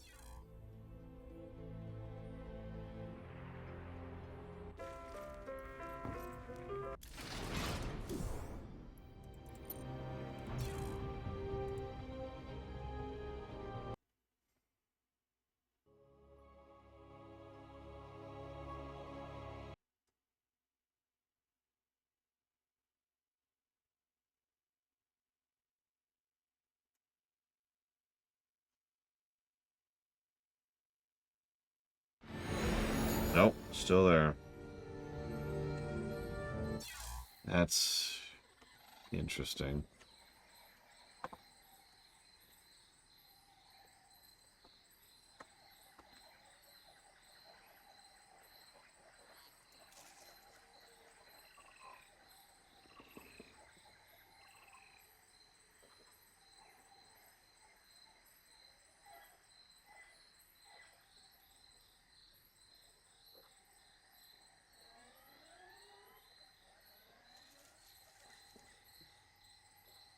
It's an old game, but bugs are bugs. What I'm weirded out by is I've never encountered this bug before. I'm not having a lot of... In fact, I'm having almost no results from people for having the same issue.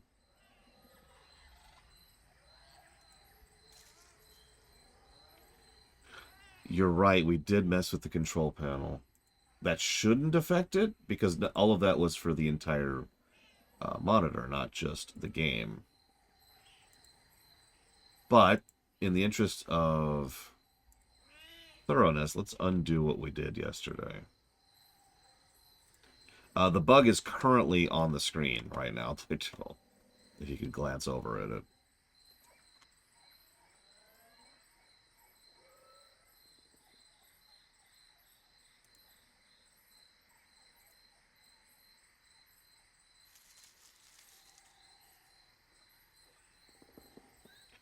So we're just going to undo both of those changes. I sincerely doubt it's going to fix anything.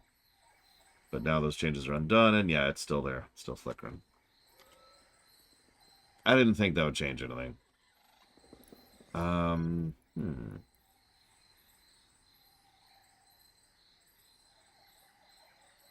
know what that would be under, honestly.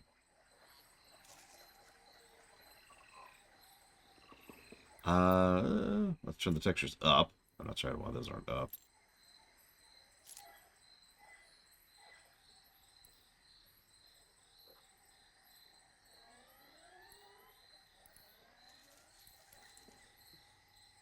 I'm gonna laugh if turning the textures up fixes it. Yeah, I didn't think so. Huh. Almost looks like a lighting issue.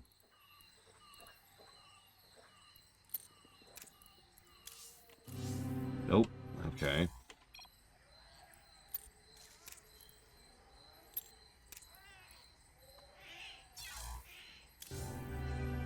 Well, that fixed it.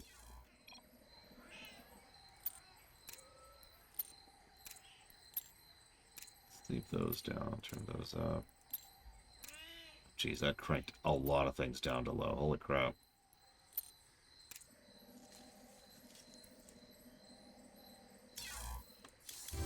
That brought it back. Okay. Cool. So that doesn't help any. Let's turn off reflections specifically. It's reflections. Reflections is what's doing it. So let's just crank everything else up to actual max. Turn off reflections. And that should hypothetically do it. Yeah. Weird. But whatever.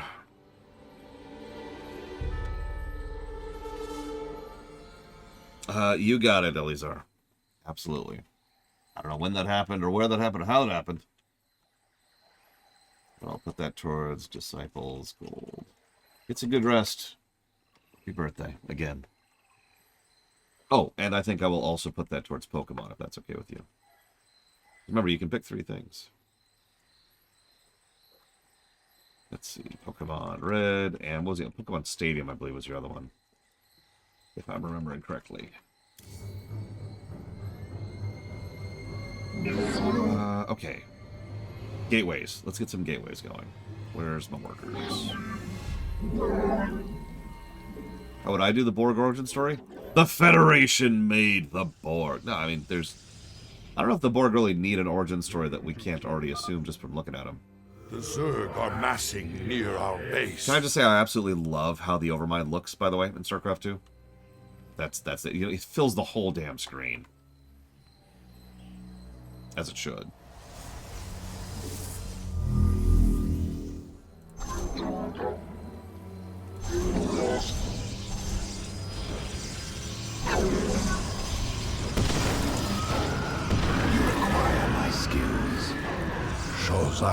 Base is under attack.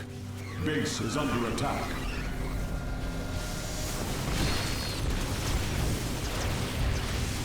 I don't mind the eye, but yeah, I'm not a huge fan of it.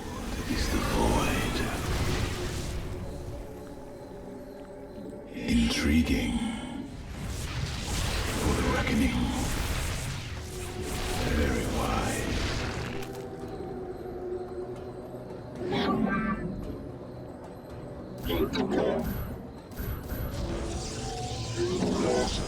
You require my...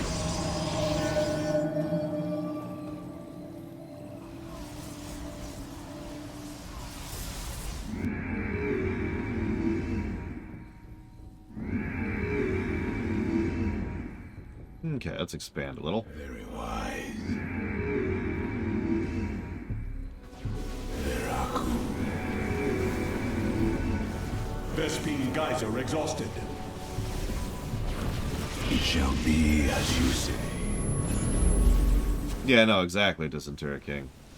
Like, as I've said many times, one of the biggest things I appreciate about StarCraft 2 over StarCraft 1, even when it fumbles the story aspect a bit, is the presentation. It feels more like that's actually the Overmind up there, instead of just, you know, one hatchery-sized unit. Who do I like most as a character? The Queen of Blades? No. Vader? or the second Lich King. Probably the second Lich King of that pick. Vader has had a lot of interpretation over the years, so it kind of depends on which Vader you're using, you know?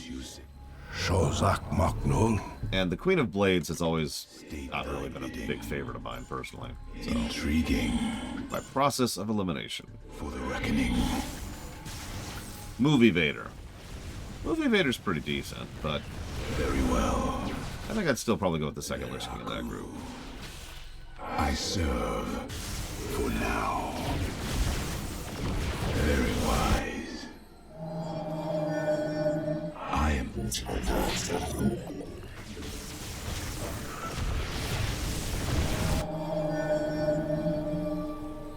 The enemy closes. You require my skills.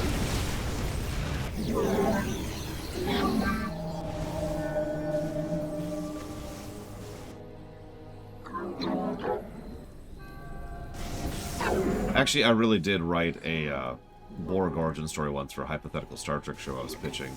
This is a long time ago. This is before Discovery came out. And one of the episodes in it was the origins of the Borg, thanks to time travel from the Federation. It was the only... Seek to overwhelm us. To arms, my brethren. Time travel episode in the entire show. The one time they time traveled, they created the Borg. And the best part is they never knew it. They never found out about that. Only the audience found out about that.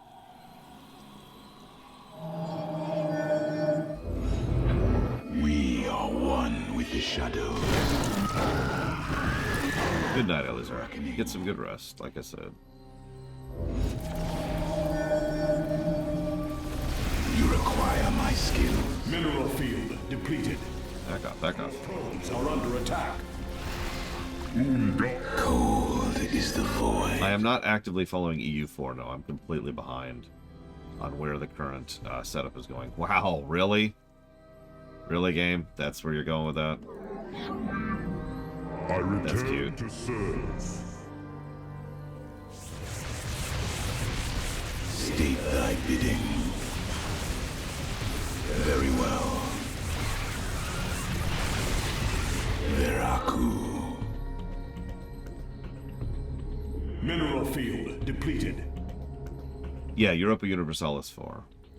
I'm just kind of falling behind on that, like I said.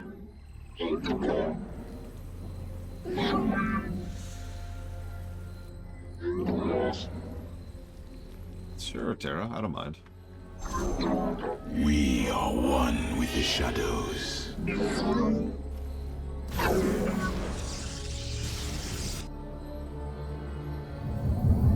Your warriors have engaged the enemy. One thing I do kind of like about this map is there's not a lot of resources per node, but there's several nodes all over the place, so you're kind of encouraged to keep moving. See you around, Crazy Horse. Enjoy the lunch. So right now I need 5. 1, 2, 3, 4, 5. This is what gateways can do. I am here in the shadows. And it's useful for exactly that reason. It's my immortal. There he is. Not doing great, Braglin, but the pain pill has reached that point, so good managing. Like I said, after this mission, I'm going to go ahead and take an early lunch break and just kind of lay down for a bit. State thy bidding. Yeah, Stalkers, Immortals, and Colossi. It's not a full Protoss death ball, but we're certainly leaning that direction. For the reckoning. Intriguing. Very well. Where is it? Where is it? Where is it? Enemy know our fury. You require my skills. It shall be as you say. No, what some idiot actually said, Gum Gum, was, hey, I could use more clicks on my YouTube videos. And lo, it was so. The Zerg seek to overwhelm our base. I could be wrong, but I feel like these attack waves are also sped up in harder difficulties. Correct me if I'm wrong. Because that's a typical kind of trigger speed up thing that they like to pull. Cold is the void. But it does mean we need to pull back a minute because of their reckonings. That's not where I was expecting that, if I'm being honest.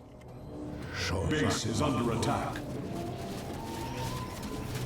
En Harudin Rashagal.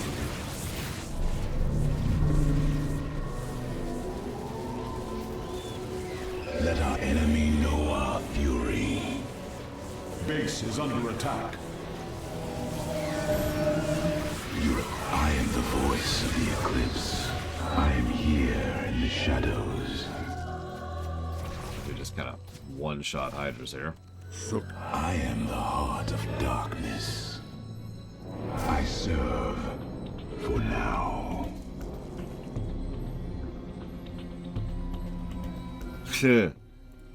The people saying DS9 about his 9/11 really amuse me.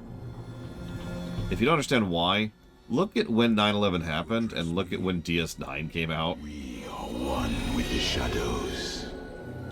Zeratul. We move unseen. Intriguing. I got like another squad. I am here in the shadows. If Rick Berman's a prophet, I'll eat my hat. I have a hat, too. Very well. Bought it for the Justified streams. Very wise. For the reckoning. It shall be as you say. Yes, DS9 predates 9/11. That's the whole point.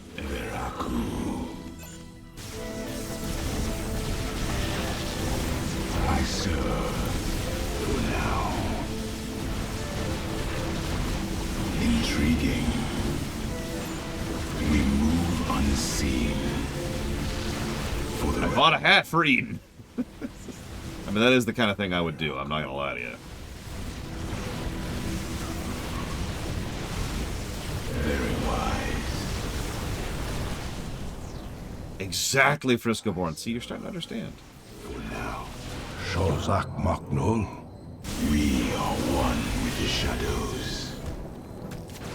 Intriguing. Very well. Mineral field depleted. Very wise. The bread hat. I mean, those are real things. Oh, have you ever had like a taco hat? Those are good. Where it's like the tortilla, the hard tortilla shell. Oh, Shakuras. Oh my god, you're right. What actually happened was the terrorists watched Deep Space Nine and they were like, aha! Intriguing. Hello. Very well. Seriously, have you not seen the taco hat? It's a real thing. Although I haven't seen it in quite a while. Not since I was back in California, I believe. Reckoning. It shall be. The Zerg are coming. Yeah. Move unseen. Don't do it, Kieran. Although, if you want to start to see if you like Star Trek, I, as you might imagine, have a pre-built, like pre-thought-out answer for which exact episode you should watch to see if you like Star Trek. Very well. Intriguing. Star Trek The Next Generation, Season 3, Episode 1, Evolution. If you don't like that, Star Trek's probably not your thing. If you do, might be worth looking into. It shall be as you say. Let our enemy know our fury. And yeah, I was trying to figure out a couple other seminal episodes. Just as a thought exercise recently. Base is under attack. Okay, so we've kind of swept the map now. No, that's Season 4, Frisco. En Arudin Rashagal. The first Overmind tendril. I sense pain, surprise, death. We are one with the shadows. Mineral field depleted. Gross. Shozak Maknul. Glory to the firstborn. It's right here, I think. Wait, why are we talking about Metal Gear? It's afraid. It's afraid.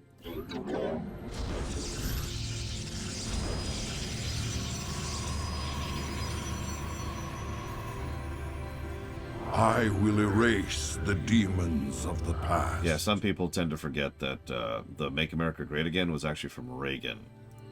Sukdash Salah. Also, I don't want to get too polemic, but if your political strategy is to emulate Reagan, maybe rethink your strategy. Ire will be restored. The second Overmind tendril. I sense death and joy. I do like the idea of the chasm that was just created by the Overmind slamming into here 4 years ago. Service of ire.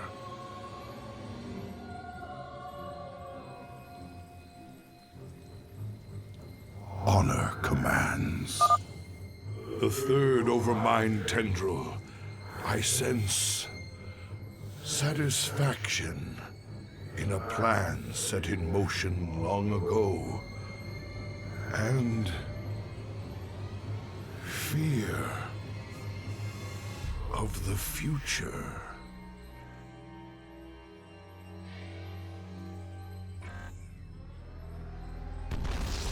My allegiance is yours.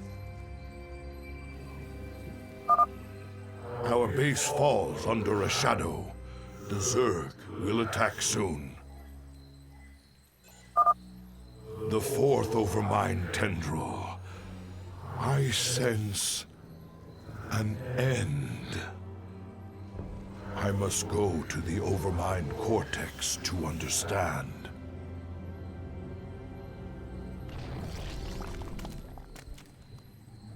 Greetings, brother. I speak to you from the beyond. Yes, that's Michael Dorn. Tassadar. But you died, slaying this cursed Overmind. I have never tasted death, Zeratul, nor shall I. But that is a tale for another time. I have come to tell you of this creature's courage.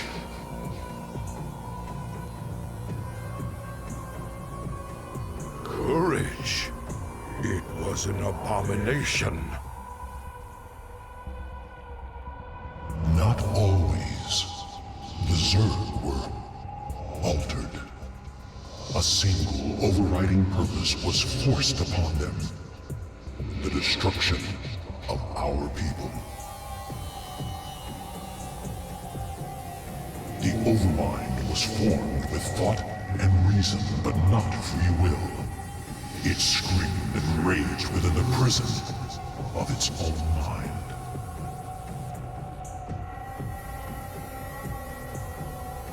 Who did this? Why? I know not. But the Overmind found a way to resist its all-consuming directive. It created a chance, a hope of salvation. The Queen of Blades. Madness. Only she can free the Zerg from slavery, and in so doing, save all that is from the flame. I do not understand, brother. Forget what you know, Zeratul. The Overmind saw a vision. The end of all things. And now, you must see it too.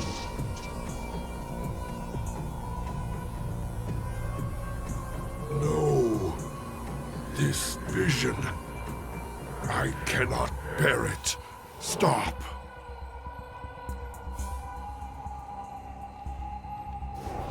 %, SRPSS.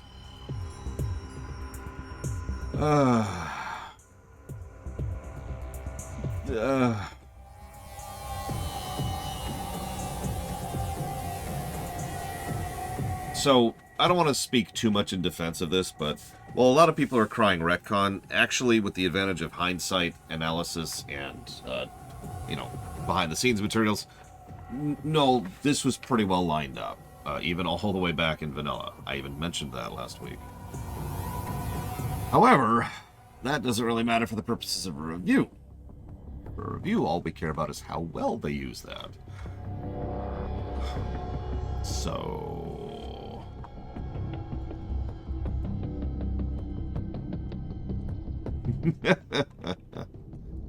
yeah. External continuity negative.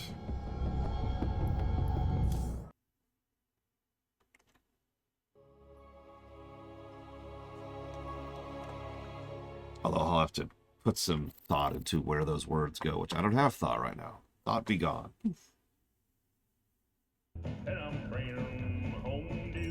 You look haunted. You've been seen into the spirit world, and you learned something you don't like. It's Kerrigan. Seems the Overmind made Kerrigan to free the Zerg from something that put him on a collision course with the Protoss. It's all gone wrong. Everything's twisted. And there's something out there that's set to destroy us all. Zerg. Protoss. He's a strong recess. How terrible. How powerful is something that plays with their fates?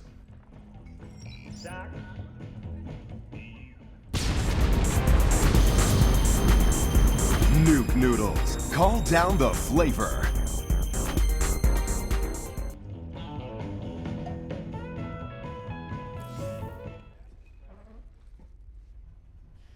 You know, I've been watching the logs. Those damn Protoss are still way ahead of us.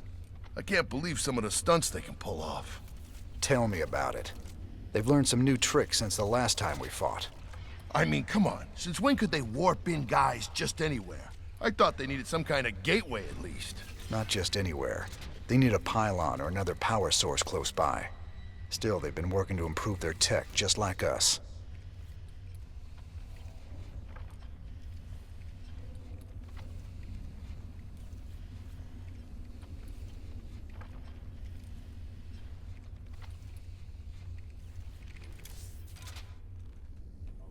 Damn, Matt. I don't even know what to make of this last vision from the crystal. Zeratul was looking for more clues about the end of the universe. But this time, he was on Ire. Ire? What was he looking for? He was trying to find out why the Overmind made the Queen of Blades in the first place. She's the one that's gonna destroy the universe? No. That's just it. I think she's the only one that can save it. Alright, one thing, super quick here. Echoes of the Future, that's what it's called. So far, the Protoss campaigns are just kind of not as good as the Terran campaigns. Terran missions, excuse me. But I do actually enjoy the missions. I do still think they're positive-worthy on a gameplay axis. Having said that, other than visuals, I haven't given any story positives to them. I have given them story positives, and I stand by that. But it's almost all for, like, the way the area is designed, the doodads, the visuals of the Overmind itself, yada, yada, yada.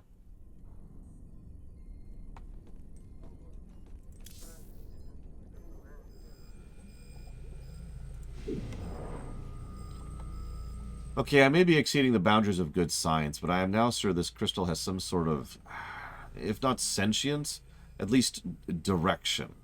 I put a broken nano-fabricator in the tank last night. Today it's fixed, and it can accomplish things that it shouldn't. If I could reverse engineer this fabricator, I could do amazing things with automated repair or near instantaneous manufacture of advanced AI weaponry.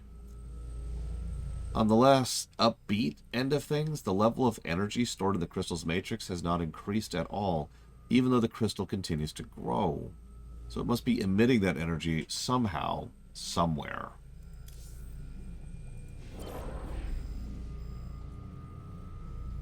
So this is when we get access to the Raven or the Science Vessel. We're getting the Science Vessel, but the Raven is not exactly a bad unit. It is a flying caster. It's a detector.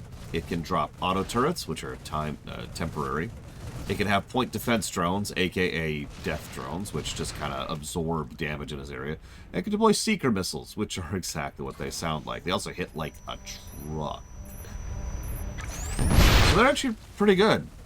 The Raven is a legitimately good micro unit, and I'm going to jot it down as a potential positive. We're getting the Science Vessel because the Science Vessel is never not useful. It, once again, is a detector. It can irradiate, just like in the first game. And probably more importantly, it has an auto repair for anything mechanical. So yeah, that's just way too useful on way too many levels. And all the way towards endgame as well. I just said seeker missiles. Anyways, like I mentioned, I'm going to cut off a little bit early. I'm going to just go lay down. I'll see you, everyone.